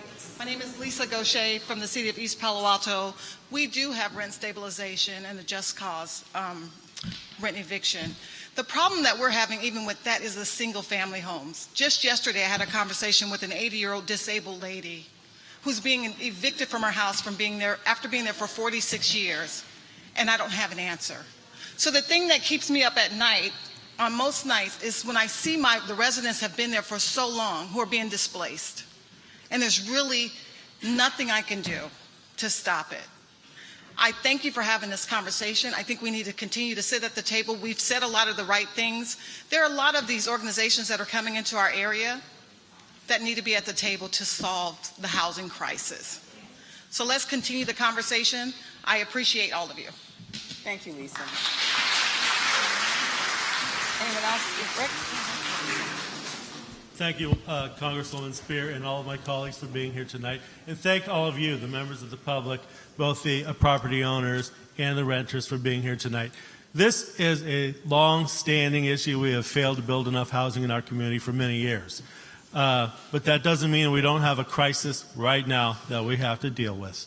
And I hear people from both sides of the issue expounding based on their beliefs and thinking of the American dream and talking about, in some cases, their own personal needs and their feelings. But one thing I know is that when a person is being evicted right now, for whatever reason, if they're given a 60-day notice, their rent is increasing, when they look in the newspaper or on the internet and they try to find a place that's affordable here, there are no places that are affordable anymore. Okay, so I appreciate owners who say that they've kept their property owners with existing rents and raising it only by the CPI. That's good, but for some reason that doesn't seem to equal some place to live for people who are being forced out of places where they have been paying the rent that was asked. So right now we have a huge jobs and housing imbalance. The jobs keep coming. I don't want to stop that. We need the jobs. We need the prosperity that comes with it. We need the tax base that comes with it. We do need employers who create new jobs to take part of the responsibility for creating housing. We do need to build more housing. Some of that housing needs to be affordable. We need a lot of affordable housing, but I know you can't build just that because it takes all sorts of subsidies. And there's an issue that I have, which is right now a lot of people don't earn enough money to be able to afford to live any place. And in my mind, that's a basic economic injustice. The minimum wage is just way too low. And it makes a difference because if the rents just keep going up and people can't afford to live in them, the people who make these lower wages are the backbone. They're the working people in our community. They mow the lawns, they wash the dishes, they work at the mechanics, the auto shops, they're working on construction sites. People on construction sites aren't all big fat cats that make a lot of money. A bunch of them just go from job to job. They don't work all year long. They might cobble together $40 or $50 or $60,000 a year. But as we see, it takes that much money just to get by, barely scraping by without much savings. I favor taking some action. I ask all of my colleagues up here tonight to continue the conversation that we have to have. In San Mateo, we do have a housing task force that's been appointed of the rental property owner community and nonprofits and renters. They've been working for several months trying to find a solution. I'm not sure they're really getting there, but the important thing is that it's going to come back to the council. Then we'll have that conversation. And one way or another, we're going to keep working until we find a solution. So thank all of you for being here.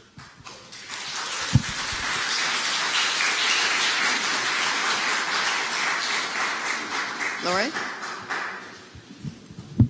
Thank you, Congresswoman Speier, for hosting this. I agree it really needs to be a regional issue. I'm Lori Liu, Mayor Pro Tem of the City of Brisbane.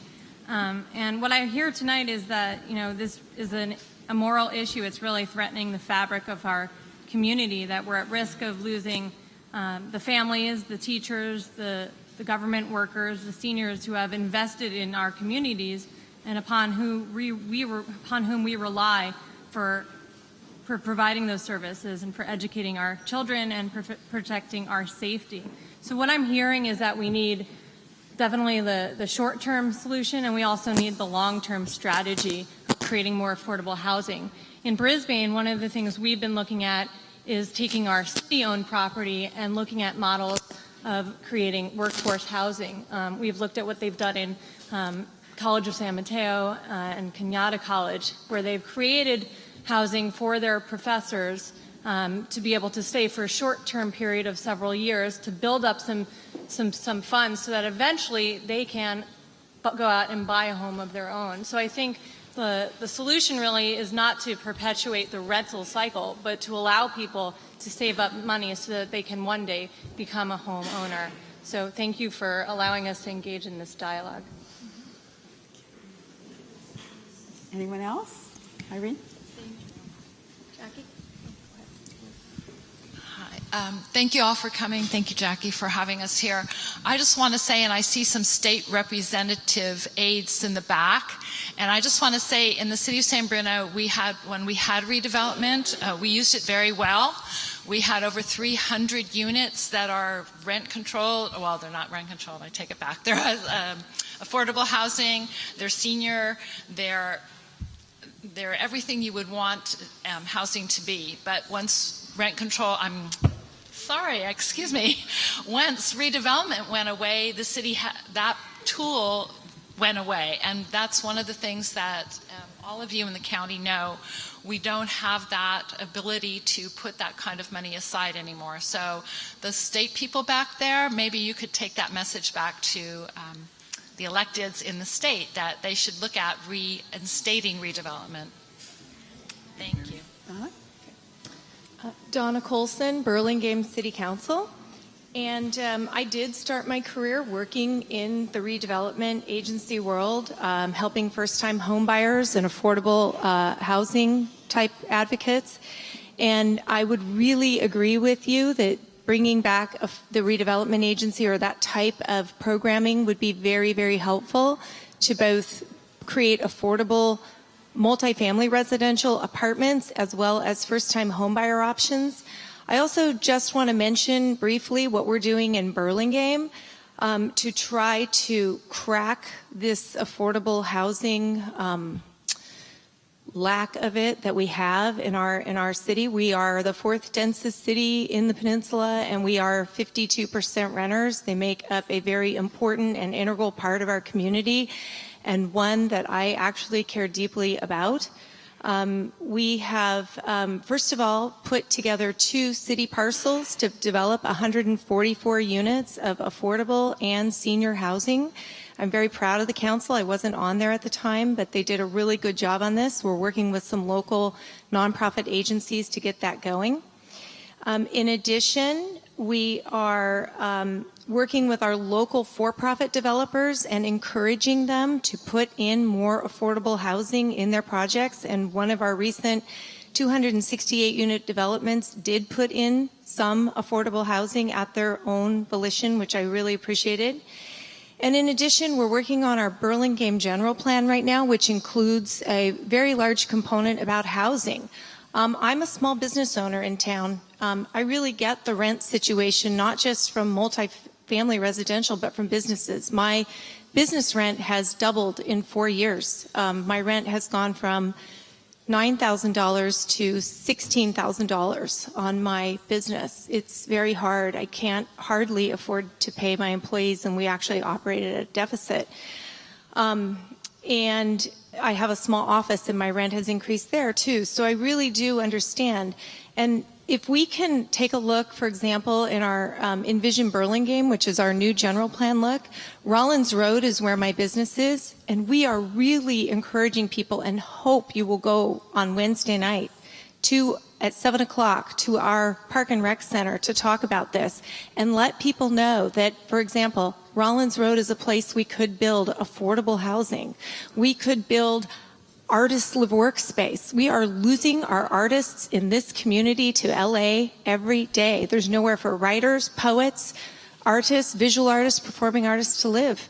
I would love to see more of that as a partnership on Rollins Road. And in addition, senior housing. We're working with the Peninsula Hospital, as well as we're working, again, Rollins Road and some of the other areas that we could develop. So I really hope your voices do need to be heard at these meetings, and I hope you will come and encourage that. And I'd just like to thank my fellow council members who I know are extremely committed to this and very passionate about it, and I'm looking forward to working with them and all the rest of you on solving these problems. Thank you.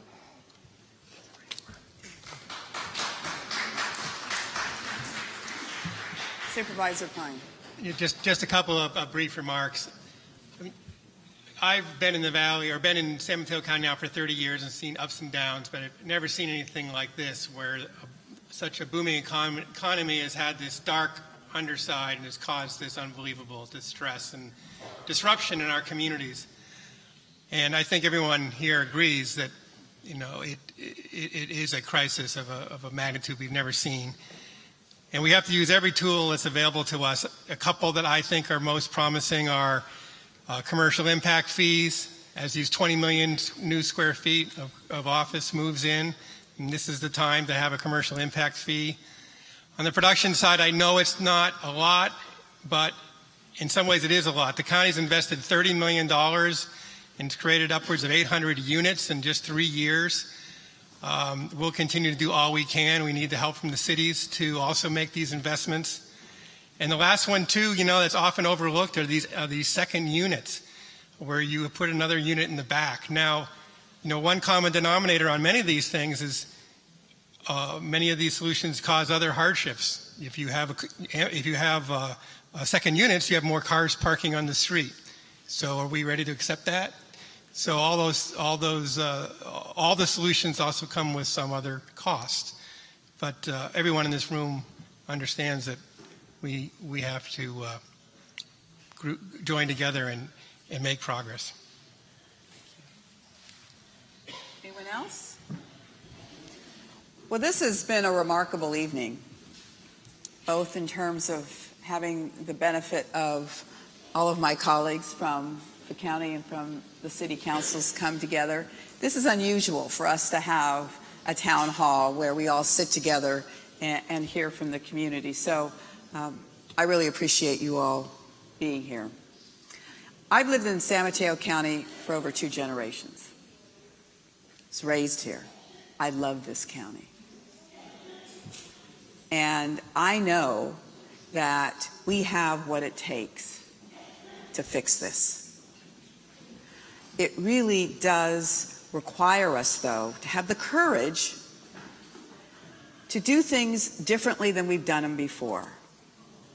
It requires us, whether we're renters or realtors, homeowners or landlords, to recognize that it's not good enough for Oscar to have to live in an auto repair shop, or for Marie to be kicked out of her home at the age of 97 when she's dying of cancer, or a resident who has lived here for 14 years, is a senior citizen, and has had their rent increased 50%. That doesn't work. So we can fix this, but we're going to have to take off our armor, and we're going to have to stop using the rhetoric of old and look at ways of creating a short-term fix and a long-term fix. And we cannot put our heads in the sand. That's what we have done historically. We have basically said, this will pass. This isn't passing. And all of a sudden, we're going to wake up one day, and the nurses are going to be gone, and our local law enforcement and fire protection aren't going to be there when we need them, and our teachers are going to be elsewhere. And the gridlock that we're already suffering with, and I only suffer with it on the weekends when I come back from D.C. You suffer through it all week long. We have got to realize that doing what we have done is not enough. Saying what we've said before is not enough. And the fact that we're all here tonight is a good sign that we can and we will make a huge difference in changing the way people live in our community. So thank you very much for being here tonight, and thank you for being so respectful. Good night.